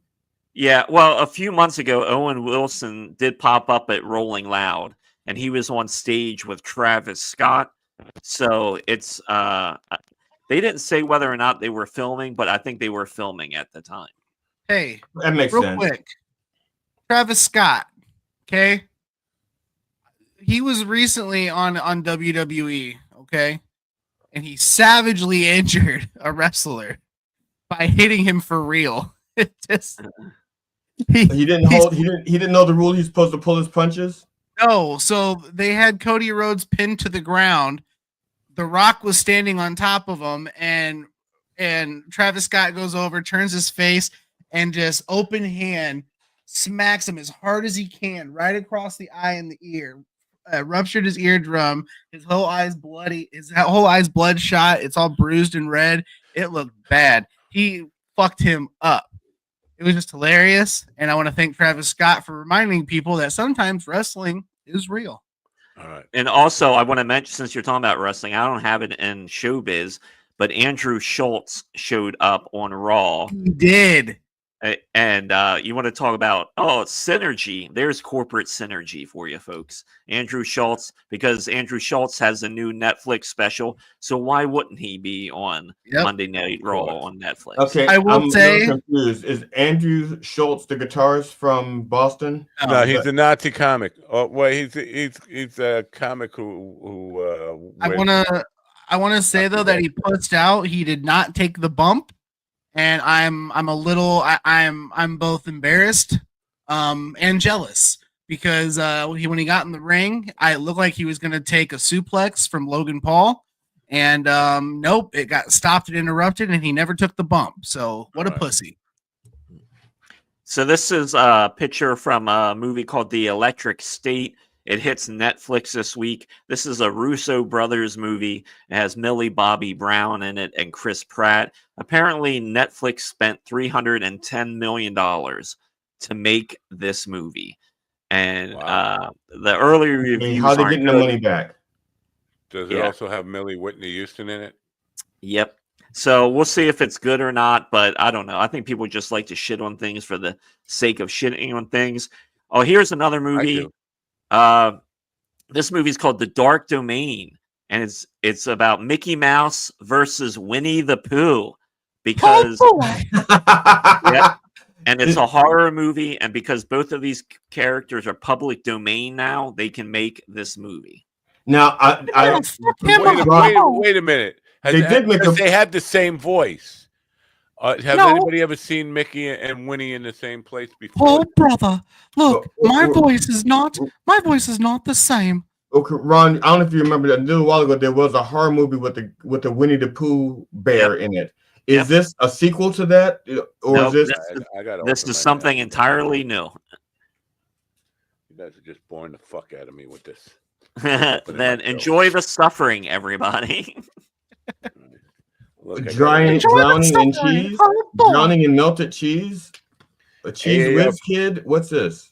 No, I put in because I don't know, someone mentioned stress earlier, so I put in a man covered in stress and cheese, and there it is.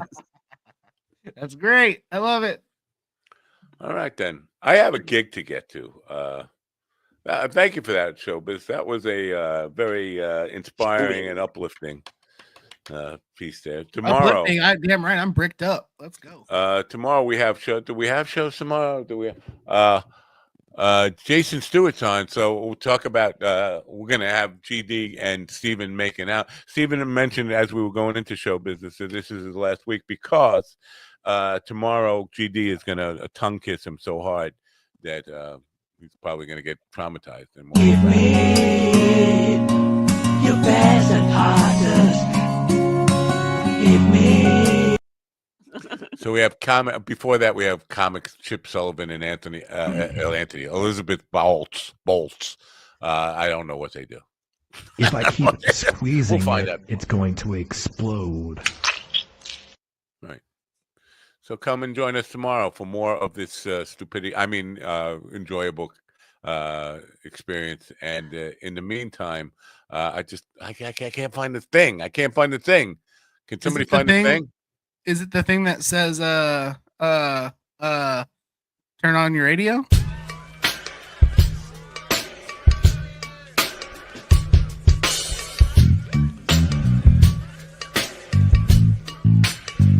Finish inside me. Finish inside me. And a lot of that comes. Turn on the radio. All around the world. Finish inside me. Turn on the radio. All around the world. What you wanna do, baby? It's on you, baby. Walk around nappy. What you wanna do, baby? It's on you, baby. Walk around nappy. Turn on the radio. Gotta walk around, man. Who the hell are you?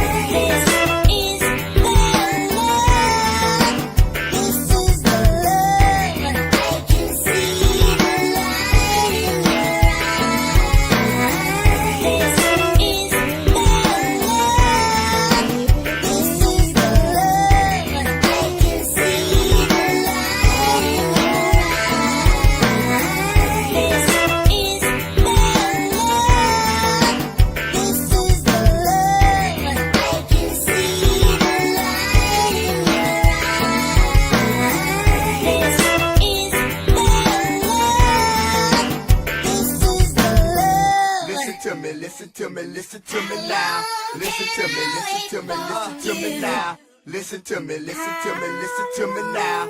Listen to me, listen to me, listen to me.